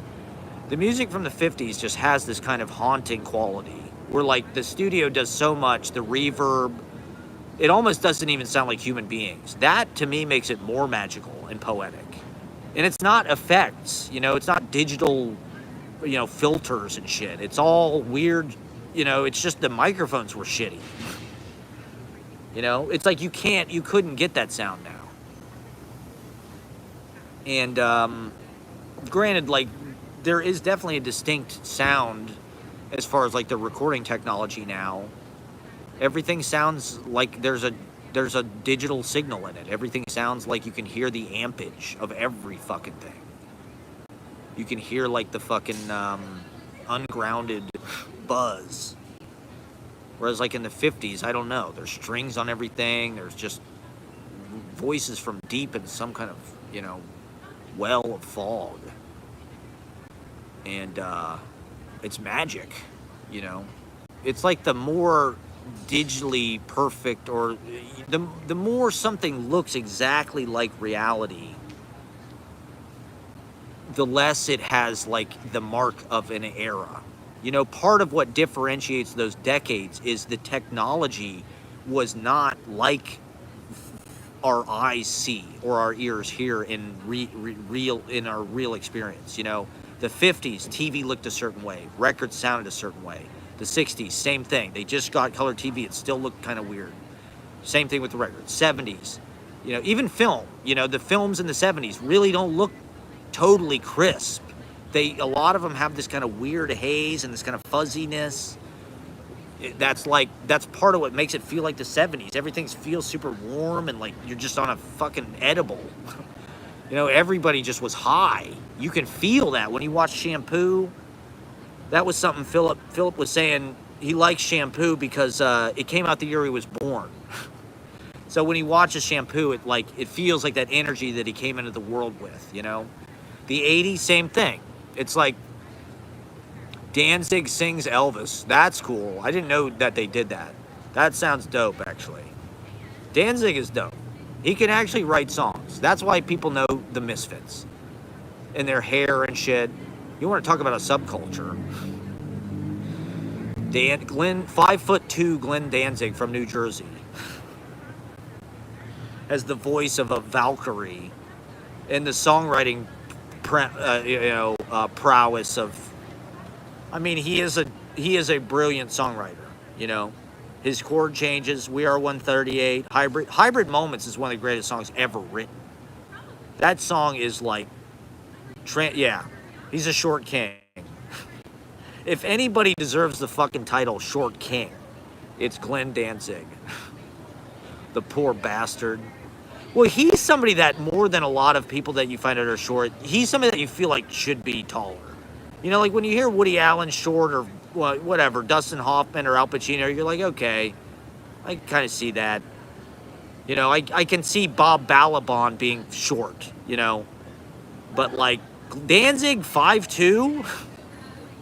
How does that mighty voice come out of that fucking banshee?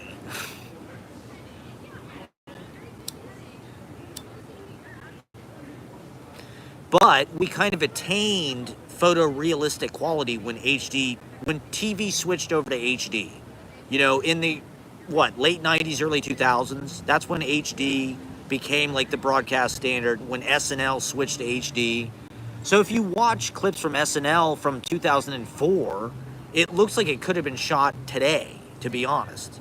Whereas if you watch a clip from 97 or 92 or 86 or 83 or 7, they all look way different. And so you can be like, oh yeah, that you can kind of triangulate what year it is just based on the technology. You can be like, oh yeah, that camera looks like the early 80s. It's like really fucking not that high def. It's not really focused, but it's like the colors are a little bit. Yeah, Danzig is a hop. I mean, I don't know. I don't think it matters that he's short.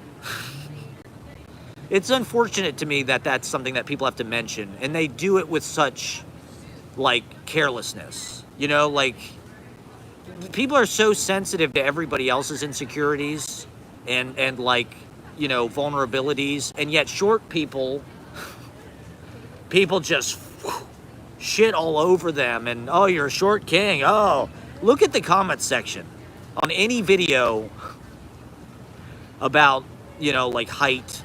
Look at the comment section and just look at how tall a guy is. Look at the way people talk about Tom Cruise. You know, it's unbelievable to me they ever could have movie stars that were less than 6 feet tall, because people really seem to care about this. That's like the famous thing, right? They always say when you know, that was like the cliche of when you met a famous person. Oh, I thought you'd be taller, because everybody on screen you think is 5'10" and taller. And then you meet him in person, you're like, Jesus Christ, Tom Cruise is a hobbit. I could kick this guy's ass. I could put this guy in my pocket. This fucking short little piece of shit. He's a dwarf. He's a midget. It's like, I don't know. Who gives a fuck? I don't know. It's savage. It's savage, especially women. The way that women talk about how tall men are is absolutely savage. I mean, it's a recurring topic on my my talk show here. I'm sure you've heard me talk about it before. I'll talk about it again. And the thing is, you know, people never really call me short, at least not to my face. It's only women that think that I'm not tall enough. But I don't really qualify as like a short king. If you called me a short king, I think you'd be surprised when you met me. Because you'd be like, well, this guy's not short. But, you know, I'm not 6'5". I'm not 6'7" like Barron Trump. You want to fuck Barron Trump? You probably do, because he's 6'7". I mean, there's not that many 6'7" trust fund billionaires. Yeah, Paul Simon, exactly. The thing is, those motherfuckers had talent out the ass. That's why they got famous. They didn't just get famous because they're tall, like fucking Adam Driver or Jacob Elordi. Or the modern age, you know. This is like one of the hallmarks of our era, is like everybody's got to be tall. Because there's steroids in the food and shit. And so human beings are like shooting up, you know, it's pretty...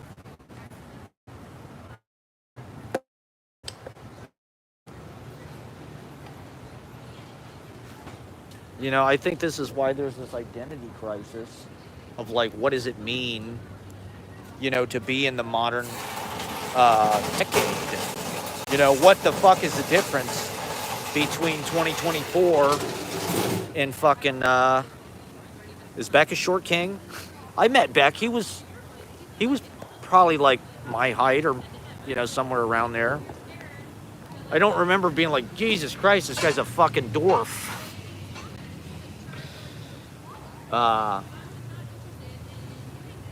You know, like Danny DeVito is a short king. You know, Danny DeVito might be the king of the short kings, actually. To be honest. I mean, who's more king and who's shorter than Danny DeVito? I mean, the guy just owns that shit.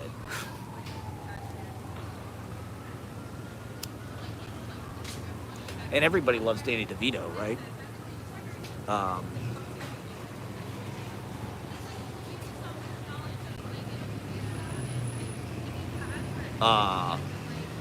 Justice for short kings. That's all I'm saying, okay?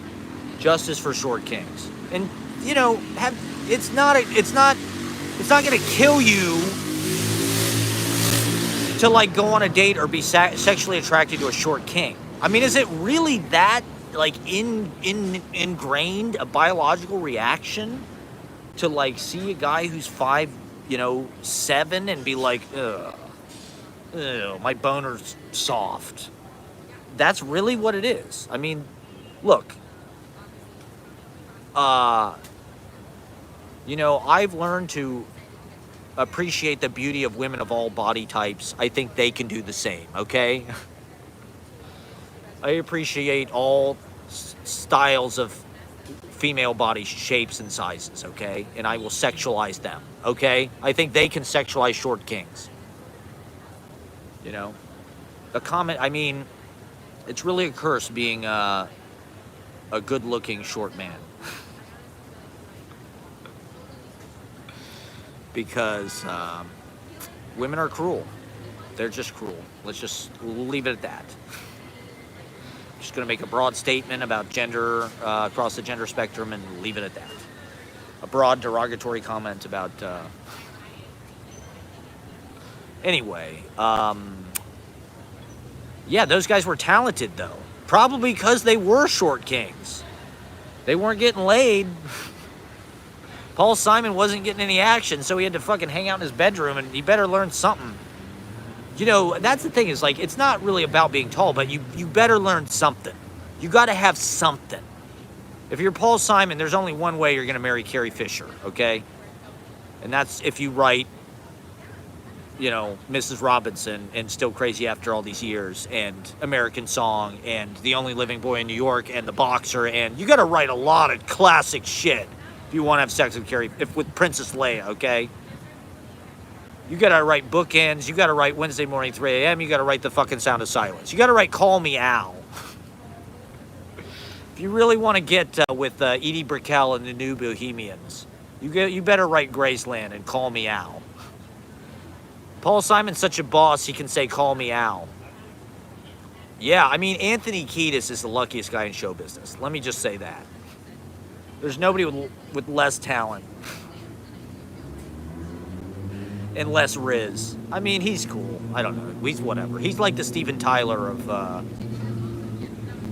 you know, the post-Beastie Boys world. He's like the Steven Tyler of ripping off Parliament Funkadelic. Of white people ripping off Parliament Funkadelic.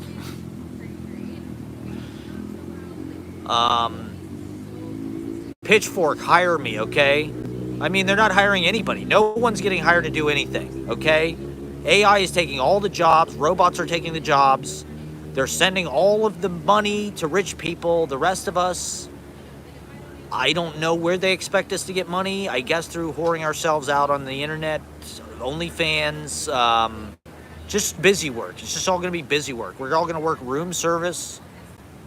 I mean, we're all going to be slaves to the bourgeois, to the financial aristocracy, and we're gonna die basically from being overworked and and from having to pay for healthcare, having to pay. Don't get sick, or else it's gonna cost you a shitload of money. In addition to ruining your health. So it's really only a matter of time before you mudslide off the edge of the table in this country. Unless you're rich. Unless you are, if you're Barron Trump, you're just going to get all the women in your bunker. You get all of the hot women and you go to your bunker and you drone, food in or whatever. You get drone delivery and you just play Dota all day. You do online gaming. And you watch poor people get killed on the internet for online gaming money. For online gaming tokens. You watch poor people fight it out in the streets in gladiator, fight to the death contests for your amusement on Kick, on deregulated streaming platforms, on dark web streaming, snuff film streaming services. Is there a snuff film streaming? We've got Disney Plus. We've got, Peacock. Is there a Faces of Death streaming? Can I even say Faces of Death on YouTube? Oh, the kids today will never know what it's like to go to a Hollywood video and be scared by the Faces of Death video on the rack. Walking past the Faces of Death video. Kids today. I'm Unkstatish. I'm officially Unkstatish. Oh, Miles Davis was a Nepo baby? I didn't know that. Well, he was from St. Louis. I don't know. I mean, you know, having rich parents can also, I don't know, it can give you a high sense of self or confidence or something. I mean, Martin Short and Robin Williams both had rich parents. Martin Short's dad apparently was some kind of executive in Canada, an oil executive, I think. And so he grew up, I think, in kind of similar circumstances to Robin Williams, where they kind of grew up in big houses. You know, you kind of see that in their comedy in a way. Their fearlessness, you know, the characters they do, they have kind of an abandon, and they sort of don't have a stake in it in a way. Like Martin Short can be very like cutting with like his insults and his accuracy, but you can also see that he's not really mean-spirited about it, and he doesn't really have a stake in it because he's just privileged in a way. But he's cool about it. I mean, he's Martin Short. He's not a fucking douchebag about it or anything, you know. Robin Williams, kind of the same thing. You're not like, oh, this fucking Nepo baby, fucking rich. I mean, Miles Davis, I don't know. You could say the same thing, maybe. I mean, maybe that's what enabled him to just do whatever the fuck he believed in at all costs. I'll tell you what, the townhouse he lived in on the Upper West Side is very nice. Anybody, if you ever come to New York, I think it's on 78th Street or something, check out Miles Davis's townhouse, because the dude really had it figured out. It's right by Morningside Park. It's where the sun goes down. You can see the Palisades across the river. It's really, really an amazing. It's between, I think, West End and Riverside. So it's between Central Park and Riverside Park, or Morningside, or whatever the fuck it is. The motherfucker, you know, his yellow Lamborghini. He knew what the fuck was up. The guy had style. He had grace. He's a hero. I mean, I don't know. It's not like his dad was Henry Fonda or something. Having a dentist for a dad, it's like... I mean, I knew people whose parents were doctors. It's like... They were very functional, healthy people. A lot of them. Their parents were not divorced. You know, they weren't children of broken homes, of poverty like me. You can kind of see that in people's self-esteem, honestly. You can see their socioeconomic status and the circumstances of where they grew up in their self-esteem, completely 100%. That's why it's so cruel that a lot of how we're evaluated in this culture is our confidence and our self-esteem. Because a lot of people with low self-esteem, it's not necessarily their fault. They grew up in fucking shitty circumstances. They had no money. They had no toys. They had no fucking food. You know, and their parents, whatever, blamed them, you know, got divorced, abused them, abused each other. And so there's all kind of fucking trauma. There's all kind of generational this and that, violence, whatever. And, you know, a lot of people who have a lot of confidence grew up rich. Their parents loved them. Their parents took care of them, spoiled them.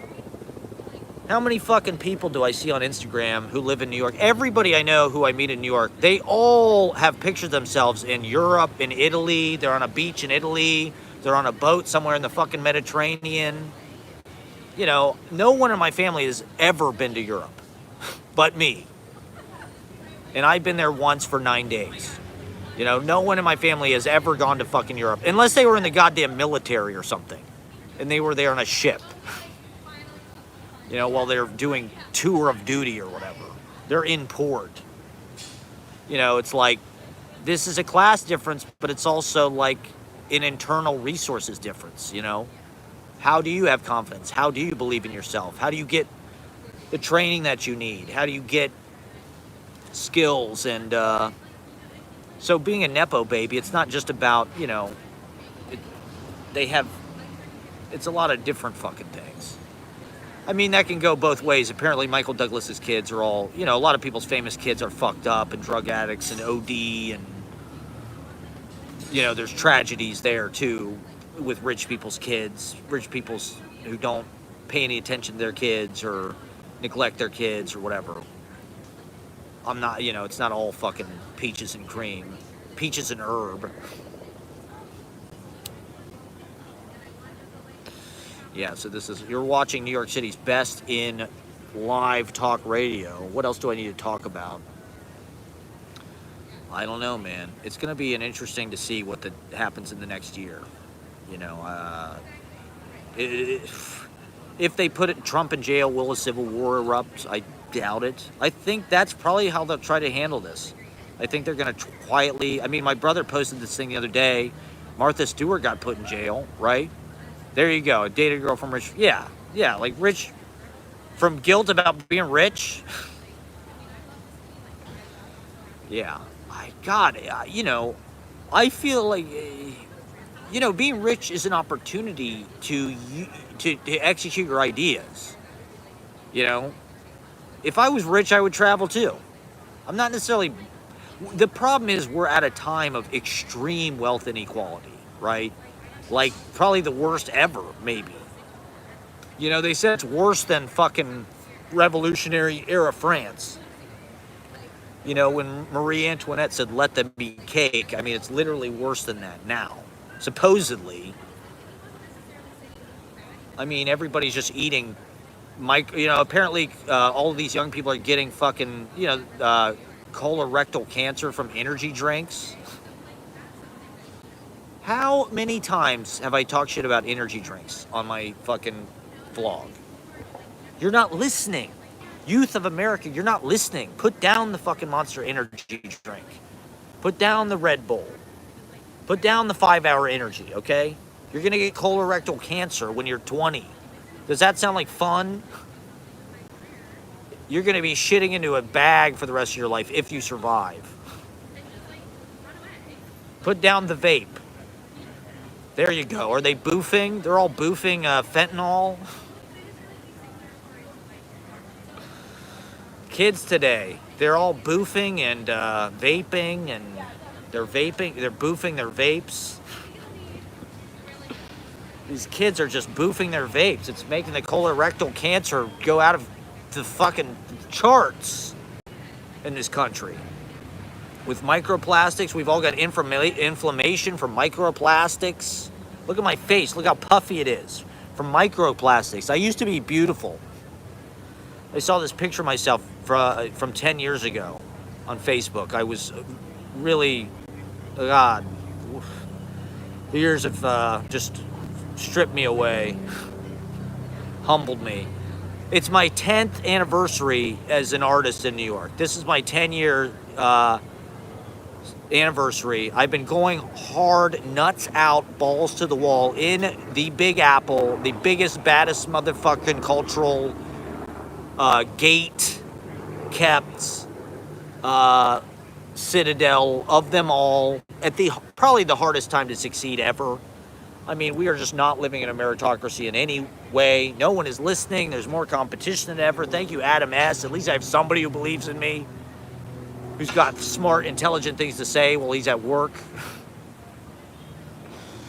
Thank you for participating. But it's impossible to succeed. That's what I've learned, okay? It's impossible to succeed. Nothing you ever do is going to work or get through to anybody. They're not going to get it. They're not going to like it. You're not going to get paid for it. No one's going to watch it. No one's going to like it. No one's going to click it. Just forget it. Just forget it. Just get a bunch of degrees. Get a PhD in creative writing. Get as many get 5 MFAs in creative writing. That's right. Adam S. is the fucking Charles Bukowski.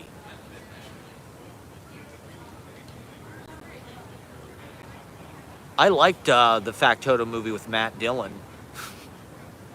I think that's what it was. Factotum, Matt Dillon. It's a good movie. It was on Netflix before they just put all their money into went into debt making the worst content ever known to man.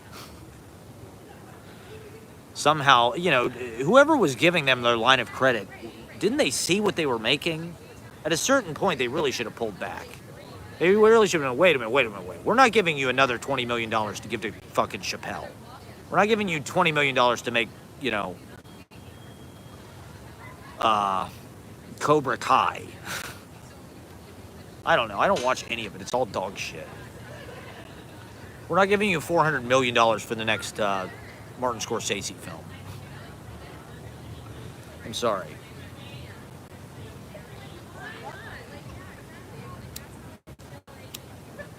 These bankers have no fucking clue what they're doing. And they're bringing down the human race. They're dooming us all. I mean, we are fucking doomed. What can we do? I mean, the answers are clear. You know, redistribute the wealth. You know, re-incentivize small business. Instead, they're doing the opposite, you know. Yeah, you didn't like Barfly? I'd have to watch Barfly again.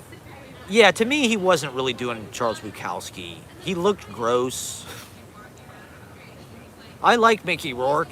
He really is gross in that movie. He's like nauseatingly gross in that movie. Whereas like Matt Dillon has got the kind of, you know, like pot smoking philosophical, or, you know, slow burn kind of wino philosophical typewriter romantic thing.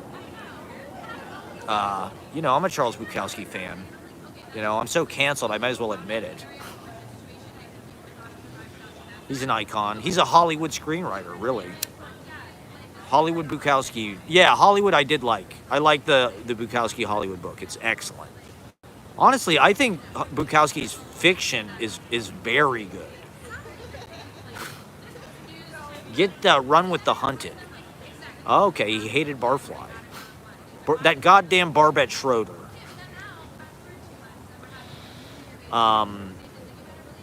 Isn't there another Bukowski movie? I feel like well, to be honest, the best Bukowski movie is like that Taylor. It's like the documentary where it's just like them following Bukowski around with a camera. Like he can kind of speak for himself, to be honest. Did they make another Bukowski movie? Didn't they make a Post Office? I don't know. Ham on Rye or something. I don't remember. Netflix should do Barfly or Hollywood. That would be a good Netflix movie. I don't know if Bukowski is really in vogue. He's too macho and chauvinist, and he's definitely canceled. I'm sure there's plenty of things. He's sort of a product of like the male working class having expendable income. You know, they created a whole market for those Black Sparrow books. And that's really what his work is about. Born into This. Yeah, exactly. It was on YouTube. I watched it on fucking YouTube. Born into This. Excellent. That's an excellent documentary. You know, that's one of the things that's good about Bukowski is he was sort of famous and popular. So there's like actually good movies and like there's good footage of him. There's a Hollywood movie. You know, it's like, all right, I'm going to sign off pretty soon. I got 10% left. So, you know, although to be fair, a lot of the people that I knew that were the biggest Charles Bukowski fans were smart women that I knew. You know, a lot of really smart, sexy women were like really into Charles Bukowski. And I hate to say it, but it's an influence definitely on the way that I write about sex and the character that I'm sort of playing. You know, as a writer. The Rooming House Madrigals. I mean, what a great title. He had great titles. War All the Time, Hot Water Music. But The Rooming House Madrigals is, I mean, that's an incredible title. I don't care who you are. You know, I mean, there's certain things about him maybe that are overrated. I mean, he definitely sold a lot of fucking books. There was a simplicity. You know, his style has a simplicity that I think makes it accessible. It's not difficult, and it is profound. It's like instant coffee or something, south of New North, yeah. And as far as LA goes, I mean, he's one of the more important kind of Hollywood writers, to be honest. He didn't make it through the New York publishing industry or, you know, getting approved by people in New York office buildings. He made it through he was the king of the small magazines. He was published in so many goddamn small magazines that everybody knew who he was. And he got famous, just through that, by being in LA. He had a column, I think, in the LA Press or some kind of hippie newspaper, Notes of a Dirty Old Man or whatever it was. And he just kind of became famous through that. Those were the people that I thought that's how you got famous. You were like Harvey P. Carr, or you just did it. You made your little working class kind of, poor working guy, Harvey P. Carr worked for like the hospital or whatever the fuck it was. And people found your work, and that's one of the most important things about Bukowski, I think, is the fact that he writes about having a job. He's not Ivy League, he's not a Nepo baby. He had a drinking ass, hard ass, salty dog ass life. And he worked, he worked menial jobs. He worked in a post office and just kind of shitty, odd jobs that people would have. Literature it's definitely not really, that guy Bud Smith is kind of like a cliche of that, I think. I haven't really read anything that he's written. I wouldn't want to be a cliche of that. But, I don't know. We live in a time that's so dominated by the elite or the upper class. Children of people who are already famous, Nepo babies, rich people, that kind of working class hero type of thing. Like Patti Smith, to go back to Patti Smith, I think Patti Smith was definitely a part of that too. The Piss Factory, and coming from New Jersey like Springsteen, there was definitely like the way she dressed, the holes in the clothes, the poverty, living in poverty with, right.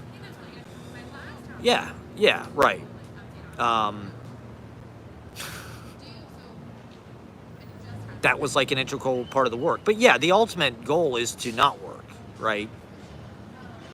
To be bohemian, I think, is to be, but is to be underclass, but also to not work.